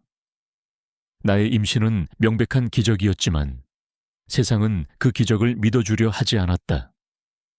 나는 나의 임신이 조작된 것이 아니라는 것을 증명해야 했다. 하지만 내가 가진 것은 오직 약수터의 물을 마시고 임신했다는 사실뿐이었다. 나는 과학적인 증거를 제시할 수 없었다. 나는 나의 낡은 손목시계를 다시 한번 꺼내 들었다. 멈춰버렸던 시계는 이제 나의 뱃속에서 뛰는 작은 심장 소리에 반응하는 듯 희미하게 떨리고 있었다. 나는 민호 스님에게 약수터의 비밀을 세상에 공개할 방법을 논의했다. 우리는 이 모든 비밀이 탐욕스러운 자들의 손에 넘어가지 않도록 신중해야 했다. 민호 스님은 생명석의 비밀이 세상에 드러나는 것을 원치 않았다. 하지만 나의 임신과 이영민 기자의 집요한 추적은 더 이상 진실을 숨길 수 없는 상황을 만들었다. 나는 나의 과거 고고학적 지식을 총동원하여 약수터 주변을 탐사했다. 그리고 이도현의 창고에서 발견했던 남편의 주머니 시계를 다시 확인했다. 시계 뒷면에 새겨진 필체와 낡은 사진 속 남편의 군복에 달려있던 이상한 휘장은 내게 묘한 직감을 주었다. 나는 이 모든 것들이 약수터의 비밀과 연결되어 있을지도 모른다는 섬뜩한 예감을 느꼈다. 나는 이도현에게 약수터의 비밀과 남편의 주머니 시계, 그리고 휘장에 대한 모든 것을 이야기해달라고 간곡히 부탁했다. 이도현은 나의 말에 잠시 망설이더니 결국 모든 것을 털어놓기 시작했다. 그의 이야기는 내게 큰 충격과 함께 알 수 없는 진실을 안겨주었다. 이도현은 단순한 농부가 아니었다. 그는 이 사찰에 대대로 내려오는 생명석의 수호자 가문의 마지막 후손이었다. 약수터 아래에는 거대한 생명석이 봉인되어 있었고 그 생명석은 우주에서 온 신비로운 광물이었다. 생명석은 스스로 생명 에너지를 방출하며 주변의 물을 활성화시키고 생명력을 증진시키는 능력을 가지고 있었다. 수천 년 전 이 생명석은 지구에 떨어졌고 우연히 이 사찰의 조상 스님들과 이도현의 가문이 그 존재를 알게 되었다고 했다. 그들은 생명석의 힘이 너무나도 강력하여 악의 손에 넘어가면 세상이 혼란에 빠질 것이라는 것을 알았고 대대로 생명석을 보호하고 그 비밀을 지켜왔다고 했다. 이도현은 생명석의 수호자로서 수백 년을 살아온 신비로운 존재였다. 그의 몸은 생명석과 연결되어 있었고 그는 생명석의 에너지를 통해 젊음을 유지하고 있었다. 그의 앳된 얼굴은 그의 나이를 속이고 있었던 것이다. 그리고 더욱 충격적인 것은 나의 남편 김성철 회장님과의 연결고리였다. 남편은 생전에 이 사찰을 방문하여 생명석의 존재를 알게 되었다고 했다. 그는 자신의 연구 분야인 생명공학과 생명석의 연관성을 파악하고 생명석의 힘을 연구하려 했다고 했다. 남편은 이도현의 할아버지로부터 생명석의 비밀 일부를 전해 듣고 자신의 연구실에서 비밀리에 연구를 진행했다. 나의 남편은 영원한 생명을 얻고 죽음을 극복하려 했다. 그는 자신의 의식을 디지털 데이터로 전환하고 그 의식을 생명석의 힘을 통해 새로운 생명체에게 이식하려 했다. 남편의 주머니 시계는 그 연구의 핵심 장치였고 휘장은 그 연구의 성공을 의미하는 비밀스러운 상징이었다. 남편은 죽기 직전 자신의 의식을 주머니 시계에 기록했고 그 시계를 이도현의 할아버지에게 맡겨 생명석의 힘으로 활성화해달라고 부탁했던 것이다. 그리고 그 의식은 약수터의 물을 통해 내게 전달되어 나의 임신을 가능하게 했다.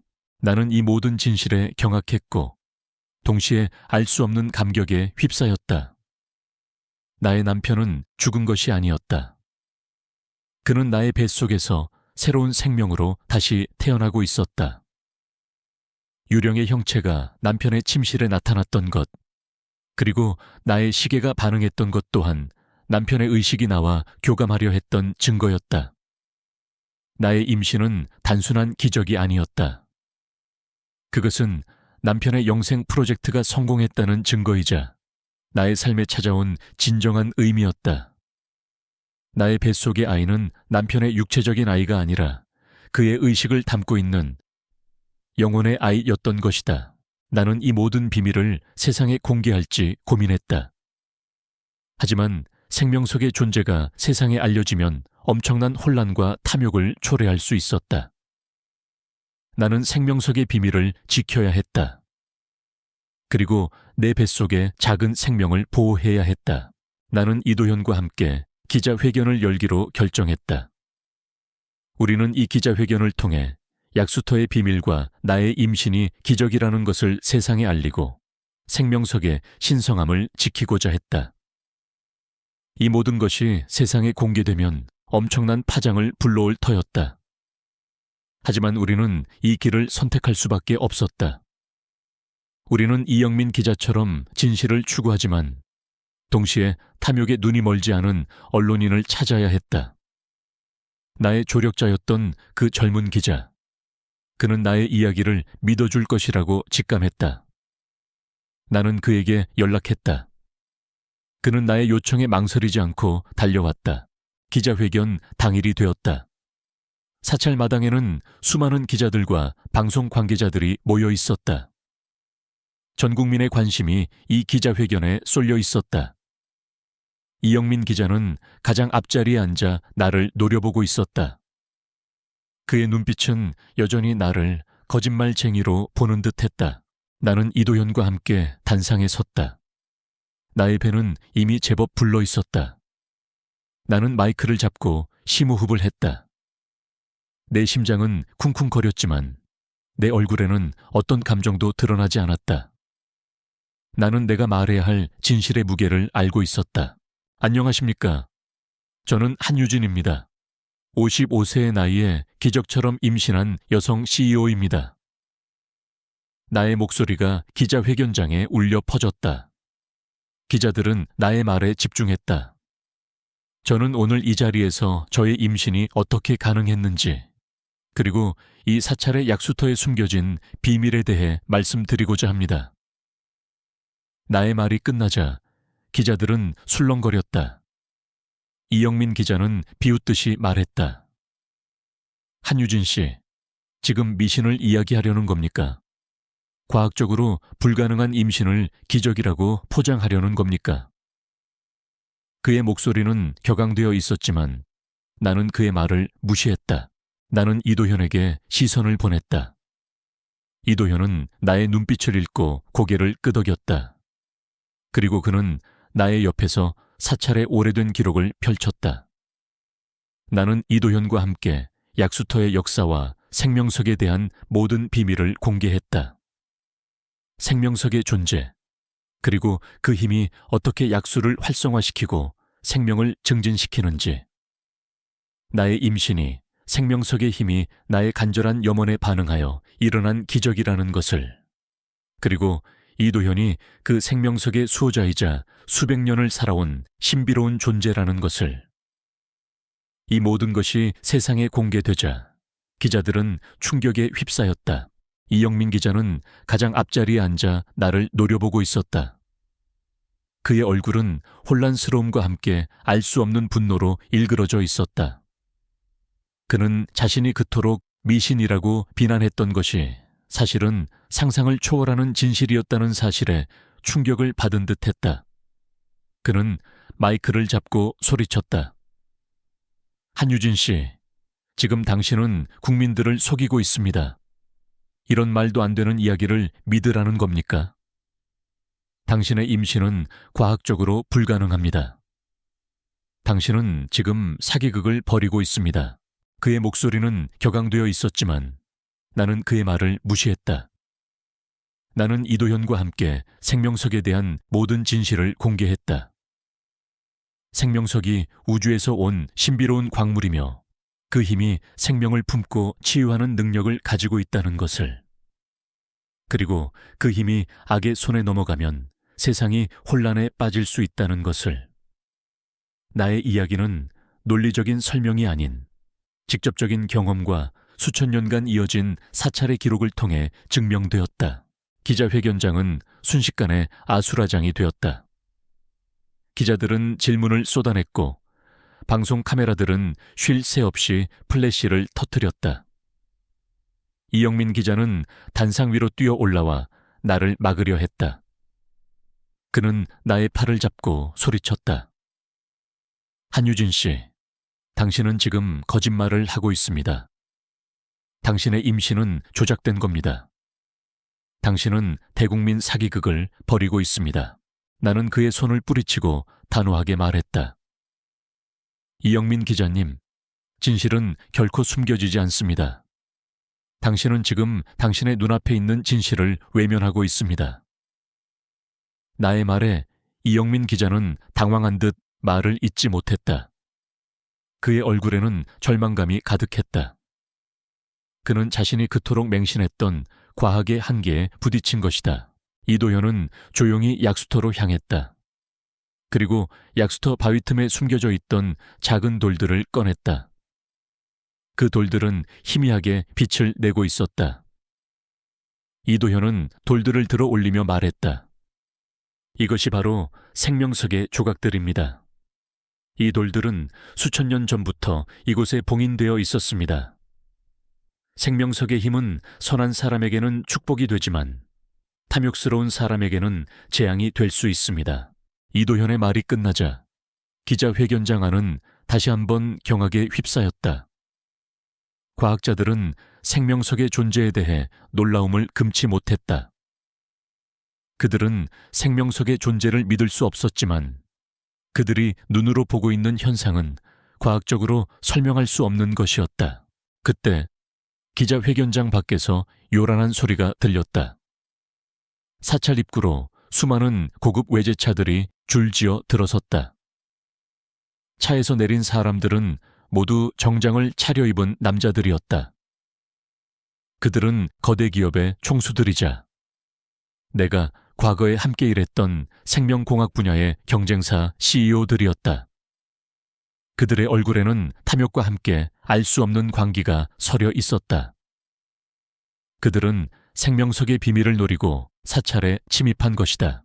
그들의 리더는 내가 과거에 수없이 마주했던 나의 최대 경쟁사이자 나와 함께 난임 연구에 막대한 투자를 했던 김영민 회장이었다.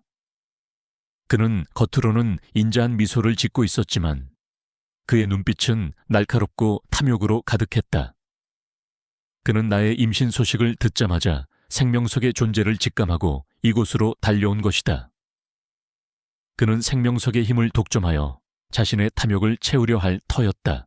김영민 회장은 기자회견장 안으로 들어서자마자 내게 다가와 비웃듯이 말했다. 한유진 대표님, 오랜만입니다. 불가능하다던 임신을 하셨다니 정말 놀랍군요. 혹시 그 비밀이 이 약수터에 있다는 소문이 사실입니까? 저희도 교수님의 연구에 관심이 많습니다만. 그의 목소리에는 위선과 함께 알 수 없는 협박이 담겨 있었다. 그는 이미 생명석의 존재를 알고 있었다. 나는 김영민 회장의 눈을 똑바로 응시했다.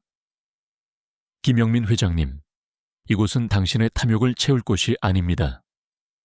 이곳은 신성한 곳입니다. 약수터의 물은 생명을 품고 있습니다. 함부로 더럽히지 마십시오. 나의 말에 김영민 회장은 비웃었다. 신성이라? 할머니, 그런 미신 같은 소리는 통하지 않습니다. 저는 오직 과학과 돈만을 믿습니다. 생명석의 힘, 제가 가지겠습니다. 그리고 교수님의 몸에서 자라고 있는 그 생명까지도요. 그의 말은 비수처럼 내 심장을 찔렀다. 나는 분노에 치밀어 올랐다. 그때 이도현이 갑자기 나의 앞으로 나서서 김영민 회장을 가로막았다. 그의 몸에서는 희미한 빛이 뿜어져 나왔다. 그는 생명석의 힘을 사용하려 했다. 하지만 그의 힘은 약했다. 김영민 회장의 경호원들은 이도현을 밀치고 약수터로 향했다. 나는 나의 손에 든 낡은 앨범 속 사진을 다시 한번 꺼내보았다. 어린 시절의 나, 그리고 어머니, 그리고 이도현과 똑같이 생긴 남자. 그는 젊은 시절의 이도현이었다. 나는 어머니가 왜 나를 그 사찰에 데려가셨는지, 그리고 왜 그 목걸이를 주셨는지 이제야 비로소 깨달았다. 어머니는 내가 생명석과 연결되어 있다는 사실을 알고 있었고, 내가 언젠가 약수터의 비밀을 찾아낼 것이라고 믿었던 것이다. 나의 심장은 격렬하게 뛰었다. 나의 삶은 단순한 우연이 아니었다. 그것은 거대한 운명의 실타래처럼 얽혀 있었다. 나는 내 배를 감쌌다. 내 뱃속에 작은 생명이 내게 용기를 주었다. 나는 나의 모든 것을 걸고 이 싸움에 임할 것이다. 나는 더 이상 숨거나 피하지 않을 것이다. 나의 지혜와 용기로 이 부당함에 맞설 것이다. 비록 내가 가진 것이 보잘것없을지라도 나는 결코 포기하지 않을 것이다. 나의 삶은 이제 끝나가는 것처럼 보였지만 나는 여전히 숨겨진 힘을 가지고 있었다. 나는 나의 자존심을 되찾을 것이다. 그리고 세상에게 그들이 누구를 얕봤는지 똑똑히 보여줄 것이다. 나의 숨겨진 과거와 내가 가진 지혜가 이제 빛을 발할 때가 왔다. 나의 삶의 마지막 장은 절망이 아닌 희망과 정의의 이야기가 될 것이었다. 나의 기적 같은 임신과 생명석의 비밀이 세상에 공개된 후 나의 삶은 송두리째 바뀌었다.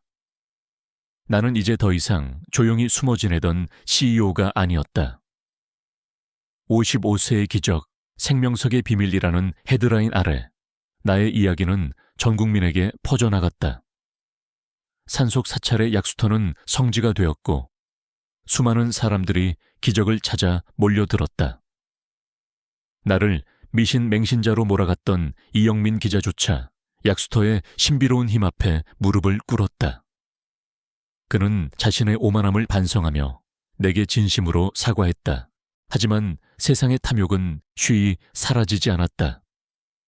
생명석의 존재가 알려지자마자 전 세계의 거대 제약회사와 생명공학 기업들은 생명석의 힘을 독점하려 혈안이 되었다. 그들은 막대한 자본과 최첨단 기술력을 동원하여 생명석의 비밀을 파헤치고 그것을 상업적으로 이용하려 했다. 특히 내가 과거에 몸담았던 의료계의 경쟁사이자 나의 최대 라이벌이었던 김영민 회장은 가장 적극적으로 움직였다. 그는 자신의 모든 것을 걸고 생명석의 힘을 손에 넣으려 했다. 나는 민호 스님과 함께 생명석의 비밀을 지키기 위해 싸웠다. 민호 스님은 생명석이 함부로 세상에 드러나서는 안 되는 신성한 존재임을 강조했다. 그는 생명석의 힘이 탐욕스러운 자들의 손에 넘어가면 세상이 혼란에 빠질 수 있다고 경고했다. 나는 민호 스님의 말을 이해했다. 나의 임신은 축복이었지만 동시에 생명석의 비밀을 지켜야 하는 무거운 사명을 안겨주었다. 김영민 회장은 언론을 통해 생명석의 존재를 과학적인 검증이 필요한 미지의 물질로 폄하하고 나의 임신을 단순한 우연의 일치로 치부했다. 그는 과학자들을 동원하여 생명석의 물을 분석하려 했고 사찰에 압력을 가해 약수터의 소유권을 주장하려 했다.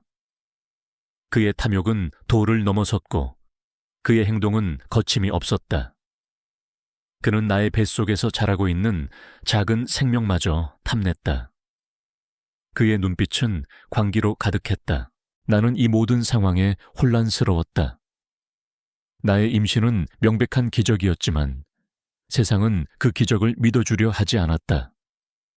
나는 나의 임신이 조작된 것이 아니라는 것을 증명해야 했다. 하지만 내가 가진 것은 오직 약수터의 물을 마시고 임신했다는 사실뿐이었다. 나는 과학적인 증거를 제시할 수 없었다. 나는 나의 낡은 손목시계를 다시 한번 꺼내 들었다. 멈춰버렸던 시계는 이제 나의 뱃속에서 뛰는 작은 심장 소리에 반응하는 듯 희미하게 떨리고 있었다.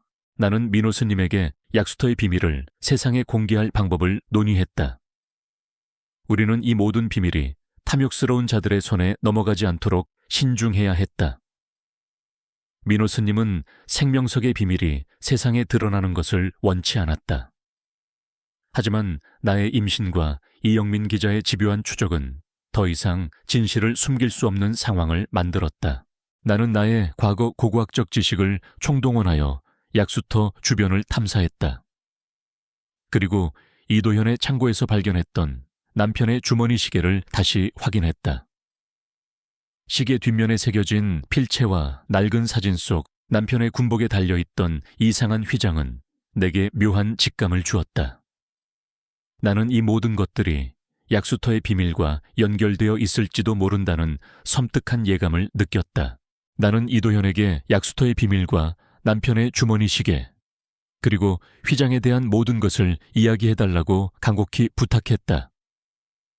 이도현은 나의 말에 잠시 망설이더니 결국 모든 것을 털어놓기 시작했다. 그의 이야기는 내게 큰 충격과 함께 알 수 없는 진실을 안겨주었다. 이도현은 단순한 농부가 아니었다. 그는 이 사찰에 대대로 내려오는 생명석의 수호자 가문의 마지막 후손이었다. 약수터 아래에는 거대한 생명석이 봉인되어 있었고 그 생명석은 우주에서 온 신비로운 광물이었다. 생명석은 스스로 생명 에너지를 방출하며 주변의 물을 활성화시키고 생명력을 증진시키는 능력을 가지고 있었다. 수천 년 전 이 생명석은 지구에 떨어졌고 우연히 이 사찰의 조상 스님들과 이도현의 가문이 그 존재를 알게 되었다고 했다. 그들은 생명석의 힘이 너무나도 강력하여 악의 손에 넘어가면 세상이 혼란에 빠질 것이라는 것을 알았고 대대로 생명석을 보호하고 그 비밀을 지켜왔다고 했다.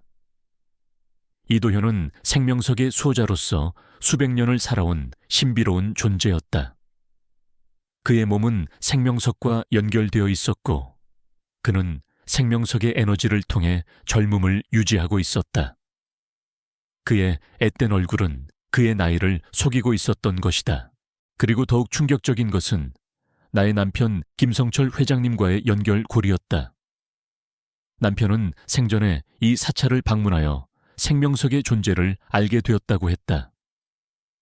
그는 자신의 연구 분야인 생명공학과 생명석의 연관성을 파악하고 생명석의 힘을 연구하려 했다고 했다. 남편은 이도현의 할아버지로부터 생명석의 비밀 일부를 전해 듣고 자신의 연구실에서 비밀리에 연구를 진행했다. 나의 남편은 영원한 생명을 얻고 죽음을 극복하려 했다. 그는 자신의 의식을 디지털 데이터로 전환하고 그 의식을 생명석의 힘을 통해 새로운 생명체에게 이식하려 했다. 남편의 주머니 시계는 그 연구의 핵심 장치였고 휘장은 그 연구의 성공을 의미하는 비밀스러운 상징이었다. 남편은 죽기 직전 자신의 의식을 주머니 시계에 기록했고 그 시계를 이도현의 할아버지에게 맡겨 생명석의 힘으로 활성화해달라고 부탁했던 것이다. 그리고 그 의식은 약수터의 물을 통해 내게 전달되어 나의 임신을 가능하게 했다. 나는 이 모든 진실에 경악했고 동시에 알 수 없는 감격에 휩싸였다. 나의 남편은 죽은 것이 아니었다. 그는 나의 뱃속에서 새로운 생명으로 다시 태어나고 있었다. 유령의 형체가 남편의 침실에 나타났던 것, 그리고 나의 시계가 반응했던 것 또한 남편의 의식이 나와 교감하려 했던 증거였다. 나의 임신은 단순한 기적이 아니었다.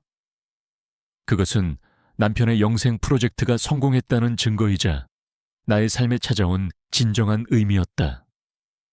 나의 뱃속의 아이는 남편의 육체적인 아이가 아니라 그의 의식을 담고 있는 영혼의 아이였던 것이다. 나는 이 모든 비밀을 세상에 공개할지 고민했다.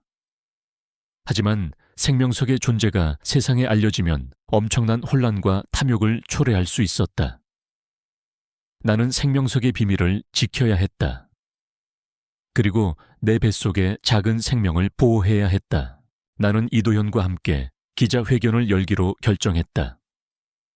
우리는 이 기자회견을 통해 약수터의 비밀과 나의 임신이 기적이라는 것을 세상에 알리고 생명석의 신성함을 지키고자 했다. 이 모든 것이 세상에 공개되면 엄청난 파장을 불러올 터였다.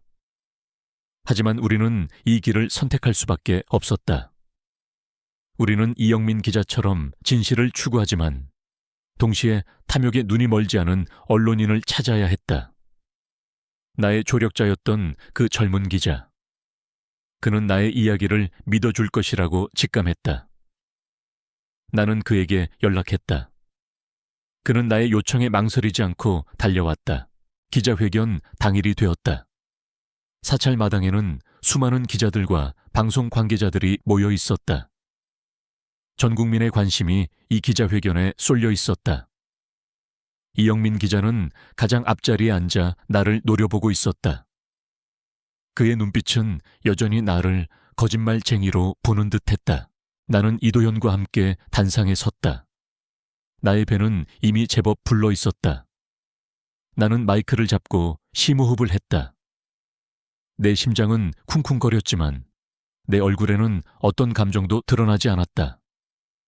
나는 내가 말해야 할 진실의 무게를 알고 있었다. 안녕하십니까? 저는 한유진입니다. 55세의 나이에 기적처럼 임신한 여성 CEO입니다. 나의 목소리가 기자회견장에 울려 퍼졌다. 기자들은 나의 말에 집중했다. 저는 오늘 이 자리에서 저의 임신이 어떻게 가능했는지, 그리고 이 사찰의 약수터에 숨겨진 비밀에 대해 말씀드리고자 합니다. 나의 말이 끝나자 기자들은 술렁거렸다.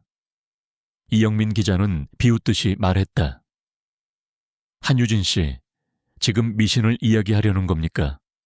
과학적으로 불가능한 임신을 기적이라고 포장하려는 겁니까?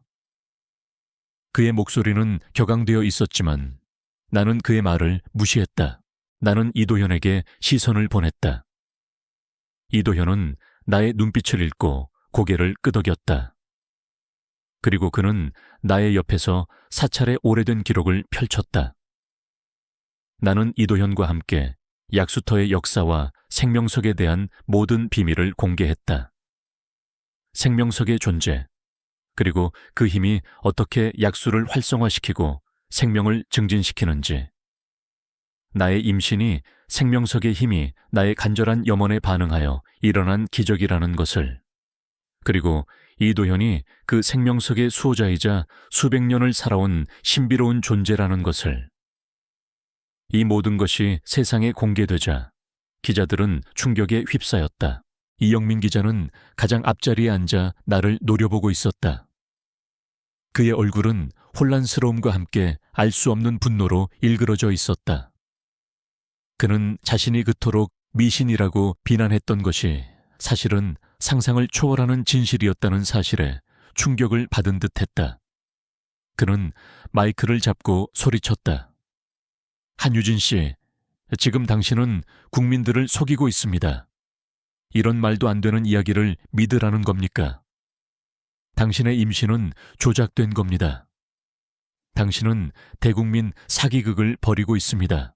그의 목소리는 격앙되어 있었지만 나는 그의 말을 무시했다. 나는 이도현과 함께 생명석에 대한 모든 진실을 공개했다. 생명석이 우주에서 온 신비로운 광물이며 그 힘이 생명을 품고 치유하는 능력을 가지고 있다는 것을, 그리고 그 힘이 악의 손에 넘어가면 세상이 혼란에 빠질 수 있다는 것을. 나의 이야기는 논리적인 설명이 아닌 직접적인 경험과 수천 년간 이어진 사찰의 기록을 통해 증명되었다. 기자회견장은 순식간에 아수라장이 되었다. 기자들은 질문을 쏟아냈고 방송 카메라들은 쉴 새 없이 플래시를 터뜨렸다. 이영민 기자는 단상 위로 뛰어 올라와 나를 막으려 했다. 그는 나의 팔을 잡고 소리쳤다. 한유진 씨, 당신은 지금 거짓말을 하고 있습니다. 당신의 임신은 조작된 겁니다. 당신은 대국민 사기극을 벌이고 있습니다. 나는 그의 손을 뿌리치고 단호하게 말했다. 이영민 기자님, 진실은 결코 숨겨지지 않습니다. 당신은 지금 당신의 눈앞에 있는 진실을 외면하고 있습니다. 나의 말에 이영민 기자는 당황한 듯 말을 잇지 못했다. 그의 얼굴에는 절망감이 가득했다. 그는 자신이 그토록 맹신했던 과학의 한계에 부딪힌 것이다. 이도현은 조용히 약수터로 향했다. 그리고 약수터 바위 틈에 숨겨져 있던 작은 돌들을 꺼냈다. 그 돌들은 희미하게 빛을 내고 있었다. 이도현은 돌들을 들어 올리며 말했다. 이것이 바로 생명석의 조각들입니다. 이 돌들은 수천 년 전부터 이곳에 봉인되어 있었습니다. 생명석의 힘은 선한 사람에게는 축복이 되지만 탐욕스러운 사람에게는 재앙이 될 수 있습니다. 이도현의 말이 끝나자 기자회견장 안은 다시 한번 경악에 휩싸였다. 과학자들은 생명석의 존재에 대해 놀라움을 금치 못했다. 그들은 생명석의 존재를 믿을 수 없었지만 그들이 눈으로 보고 있는 현상은 과학적으로 설명할 수 없는 것이었다. 그때 기자회견장 밖에서 요란한 소리가 들렸다. 사찰 입구로 수많은 고급 외제차들이 줄지어 들어섰다. 차에서 내린 사람들은 모두 정장을 차려입은 남자들이었다. 그들은 거대 기업의 총수들이자 내가 과거에 함께 일했던 생명공학 분야의 경쟁사 CEO들이었다. 그들의 얼굴에는 탐욕과 함께 알 수 없는 광기가 서려 있었다. 그들은 생명석의 비밀을 노리고 사찰에 침입한 것이다. 그들의 리더는 내가 과거에 수없이 마주했던 나의 최대 경쟁사이자 나와 함께 난임 연구에 막대한 투자를 했던 김영민 회장이었다. 그는 겉으로는 인자한 미소를 짓고 있었지만 그의 눈빛은 날카롭고 탐욕으로 가득했다. 그는 나의 임신 소식을 듣자마자 생명석의 존재를 직감하고 이곳으로 달려온 것이다. 그는 생명석의 힘을 독점하여 자신의 탐욕을 채우려 할 터였다.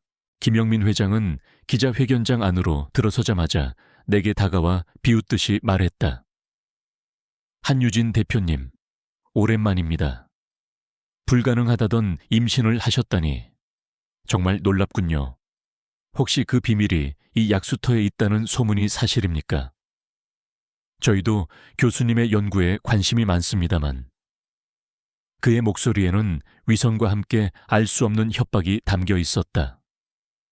그는 이미 생명석의 존재를 알고 있었다. 나는 김영민 회장의 눈을 똑바로 응시했다. 김영민 회장님, 이곳은 당신의 탐욕을 채울 곳이 아닙니다. 이곳은 신성한 곳입니다. 약수터의 물은 생명을 품고 있습니다. 함부로 더럽히지 마십시오. 나의 말에 김영민 회장은 비웃었다. 신성이라? 할머니, 그런 미신 같은 소리는 통하지 않습니다. 저는 오직 과학과 돈만을 믿습니다. 생명석의 힘, 제가 가지겠습니다. 그리고 교수님의 몸에서 자라고 있는 그 생명까지도요. 그의 말은 비수처럼 내 심장을 찔렀다. 나는 분노에 치밀어 올랐다. 그때 이도현이 갑자기 나의 앞으로 나서서 김영민 회장을 가로막았다. 그의 몸에서는 희미한 빛이 뿜어져 나왔다. 그는 생명석의 힘을 사용하려 했다. 하지만 그의 힘은 약했다. 김영민 회장의 경호원들은 이도현을 밀치고 약수터로 향했다. 나는 나의 손에 든 낡은 앨범 속 사진을 다시 한번 꺼내보았다. 어린 시절의 나, 그리고 어머니, 그리고 이도현과 똑같이 생긴 남자. 그는 젊은 시절의 이도현이었다. 나는 어머니가 왜 나를 그 사찰에 데려가셨는지, 그리고 왜 그 목걸이를 주셨는지 이제야 비로소 깨달았다. 어머니는 내가 생명석과 연결되어 있다는 사실을 알고 있었고, 내가 언젠가 약수터의 비밀을 찾아낼 것이라고 믿었던 것이다. 나의 심장은 격렬하게 뛰었다. 나의 삶은 단순한 우연이 아니었다. 그것은 거대한 운명의 실타래처럼 얽혀 있었다. 나는 내 배를 감쌌다. 내 뱃속에 작은 생명이 내게 용기를 주었다. 나는 나의 모든 것을 걸고 이 싸움에 임할 것이다. 나는 더 이상 숨거나 피하지 않을 것이다. 나의 지혜와 용기로 이 부당함에 맞설 것이다. 비록 내가 가진 것이 보잘것없을지라도 나는 결코 포기하지 않을 것이다. 나의 삶은 이제 끝나가는 것처럼 보였지만 나는 여전히 숨겨진 힘을 가지고 있었다. 나는 나의 자존심을 되찾을 것이다. 그리고 세상에게 그들이 누구를 얕봤는지 똑똑히 보여줄 것이다. 나의 숨겨진 과거와 내가 가진 지혜가 이제 빛을 발할 때가 왔다. 나의 삶의 마지막 장은 절망이 아닌 희망과 정의의 이야기가 될 것이었다. 나의 기적 같은 임신과 생명석의 비밀이 세상에 공개된 지 몇 년이 흘렀다. 나는 이제 55세의 기적으로 불리던 한유진이 아니라 생명의 존엄성을 지키는 생명공학의 어머니로 불리게 되었다. 산속 사찰의 약수터는 이제 전 세계인들이 찾는 성지가 되었고, 민호 스님은 생명석의 수호자로서 수많은 사람들에게 삶의 지혜와 평화를 전파했다. 김영민 회장은 탐욕의 대가를 치르고 감옥에 갇혔지만 그의 몰락은 시작에 불과했다. 나는 생명석의 신비로운 힘이 세상에 선한 영향력을 미칠 수 있도록 나의 모든 것을 바칠 것이다. 나는 나의 회사 CEO 자리에서 물러나 나의 이름을 딴 한유진 생명존중재단을 설립했다. 재단은 생명공학 기술을 인간의 탐욕이 아닌 질병 치료와 생명 연장, 그리고 자연과의 조화를 위해 사용하는 것을 목표로 했다. 우리는 불치병으로 고통받는 환자들을 위한 새로운 치료법을 연구하고 노화 방지 기술을 개발하여 인류의 삶의 질을 향상시키는 데 기여했다. 특히 생명석에서 추출한 미생물과 미네랄을 활용한 연구는 난치병 치료에 획기적인 발전을 가져왔다. 민호 스님은 재단의 고문으로 활동하며 생명석의 신비로운 힘이 올바른 방향으로 사용될 수 있도록 조언해 주었다. 그는 과학과 영적인 지혜를 결합하여 생명석의 힘을 더욱 깊이 이해하는 데 도움을 주었다. 나는 민호 스님과 함께 사찰 주변의 자연 환경을 보존하고 생명석이 세상에 알려지면서 발생할 수 있는 부작용을 최소화하기 위해 노력했다. 우리는 생명석이 인간의 탐욕에 의해 훼손되지 않도록 철저하게 보호했다. 나의 딸, 혜운이는 건강하게 자랐다. 그녀는 나의 기적이자 남편 김성철 회장님의 영원한 사랑의 증표였다. 혜운이는 평범한 아이들과는 달랐다. 그녀는 자연과 깊은 교감을 나누고 주변의 작은 생명들에게도 따뜻한 마음을 가진 아이였다. 그녀의 눈빛은 민호 스님처럼 알 수 없는 통찰력과 슬픔으로 가득했지만 그 속에는 생명에 대한 깊은 사랑과 경외심이 담겨 있었다. 혜은이는 마치 남편의 영혼을 담고 있는 듯했다. 그녀의 작은 손이 나의 손목에 닿을 때마다 나의 멈춰버렸던 시계는 미세하게 떨리며 시간을 알렸다. 남편이 살아있는 듯한 착각에 나는 눈물을 흘리곤 했다. 이영민 기자는 나의 든든한 조력자였다. 그는 과거 나를 미신맹신자로 몰아갔던 자신의 잘못을 반성하며 내게 진심으로 사과했다. 그는 이제 나의 가장 든든한 동반자가 되어 재단의 활동을 언론에 알리고 생명공학 분야의 비윤리적인 행위들을 고발하는 데 앞장섰다. 그는 자신의 언론 인생을 걸고 의료 비리 세력과 맞서 싸웠다. 그의 날카로운 통찰력과 진실을 향한 열정은 많은 사람들의 지지를 받았다. 재단은 수많은 생명공학 분야의 젊은 과학자들을 지원하고 그들이 윤리적인 연구를 수행할 수 있도록 도왔다. 우리는 생명공학 기술이 인류의 번영을 위해 사용되어야 하며 결코 탐욕과 파괴의 도구가 되어서는 안 된다고 강조했다. 나의 이야기는 젊은 과학자들에게 큰 울림을 주었다. 그들은 나를 존경하는 스승님이라 부르며 나의 가르침을 따랐다. 시간은 흘렀고 한유진 생명존중재단은 명실상부한 대한민국 최고의 생명공학연구재단이자 생명윤리운동의 선두주자로 자리매김했다. 나는 이제 80이 가까운 나이가 되었지만 나의 열정은 식지 않았다. 나는 여전히 재단의 이사장으로서 사람들을 만나고 그들의 이야기를 들었다. 나의 지혜와 경험은 많은 이들에게 큰 가르침이 되었다. 어느 맑은 가을날, 나는 재단에서 주최하는 생명 존중 콘서트에 참석했다. 콘서트장에는 수많은 과학자들, 의료인들, 그리고 일반 시민들이 모여 있었다. 나는 단상에 서서 나의 이야기를 시작했다. 내가 겪었던 모든 고통과 시련, 그리고 내가 어떻게 이 모든 것을 이겨내고 새로운 삶을 찾았는지를 솔직하게 이야기했다. 나의 이야기는 많은 사람들에게 큰 울림을 주었다. 그들은 나의 용기와 신념에 박수를 보냈다. 나는 특히 나의 남편 김성철 회장님의 영생 프로젝트와 혜은이의 기적 같은 탄생에 대해 강조했다. 나의 임신은 단순한 기적이 아니었다. 그것은 남편의 위대한 연구와 나의 간절한 염원이 만들어낸 기적이었다. 혜은이는 남편의 영혼을 담고 있는 사랑의 결실이었다. 나는 혜은이의 사진을 스크린에 띄우고 그녀가 이 세상에 어떤 의미를 가지고 태어났는지를 설명했다. 콘서트장 안은 숙연해졌다. 많은 사람들이 나의 이야기에 감동하며 눈물을 흘렸다. 콘서트의 마지막 순서는 혜은이와 민호 스님의 합동 공연이었다. 혜은이는 기타를 치며 노래를 불렀고 민호 스님은 그녀의 옆에서 조용히 미소 지었다. 혜은이의 목소리는 맑고 천가했으며 그녀의 노래 속에는 생명에 대한 깊은 사랑과 경외심이 담겨 있었다. 나는 혜은이의 모습을 보며 눈물을 흘렸다. 나의 작은 노력이 이토록 큰 변화를 가져올 수 있었다는 사실에 깊은 보람을 느꼈다. 콘서트가 끝난 후 나는 재단의 후원자들과 함께 밤늦도록 이야기를 나누었다. 그들은 나의 이야기에 깊이 공감했고 재단의 활동을 전폭적으로 지지하겠다고 약속했다. 나는 그들의 따뜻한 마음에 감사했다. 나는 이제 더 이상 외롭지 않았다.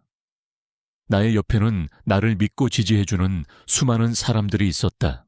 나는 나의 삶이 이 모든 시련을 통해 더욱 단단해지고 깊어졌음을 깨달았다. 과거의 상처는 아물었고 나는 나 자신을 완전히 받아들였다. 나는 더 이상 숨거나 도망치지 않는다. 나는 당당하게 나의 길을 걸어갈 것이다. 나의 목표는 명확했다. 생명공학 기술이 인류의 번영을 위해 사용되어야 하며 결코 탐욕과 파괴의 도구가 되어서는 안 된다는 것을 세상에 알리는 것. 그리고 이 사회가 진정으로 생명을 존중하는 곳이 될 때까지 나는 나의 삶을 바쳐 이 사명을 다할 것이다. 나는 나의 낡은 앨범 속 사진을 다시 한번 꺼내 들었다. 사진 속의 남편은 여전히 늠름하게 서 있었다. 나의 목에 걸린 초승달 모양의 목걸이는 이제 더 이상 미스터리가 아니었다. 그것은 남편과의 영원한 사랑을 상징하는 것이었다. 나는 사진을 꽉 쥐었다. 나의 삶은 이제 하나의 작은 이야기가 아니라 사회 전체의 변화를 이끄는 거대한 물결이 되고 있었다. 나는 그 물결 속에서 나의 역할을 충실히 해낼 것이다. 나는 정원 한쪽 구석에 심겨 있던 희귀한 나무를 바라봤다.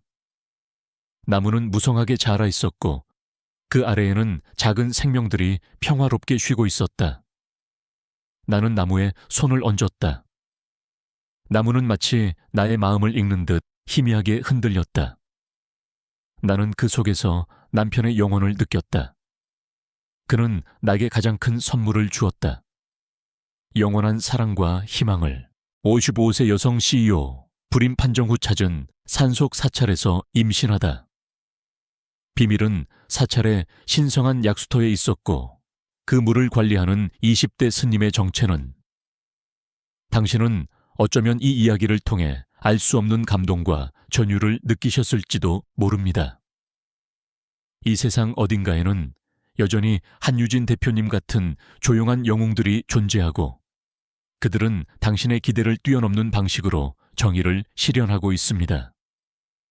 당신의 주변에도 한유진 대표님 같은 용기 있는 누군가가 있을지도 모릅니다. 그들을 지지하고 그들의 목소리에 귀 기울여 주십시오. 우리가 함께라면 이 세상은 더욱 아름다운 곳이 될 것입니다.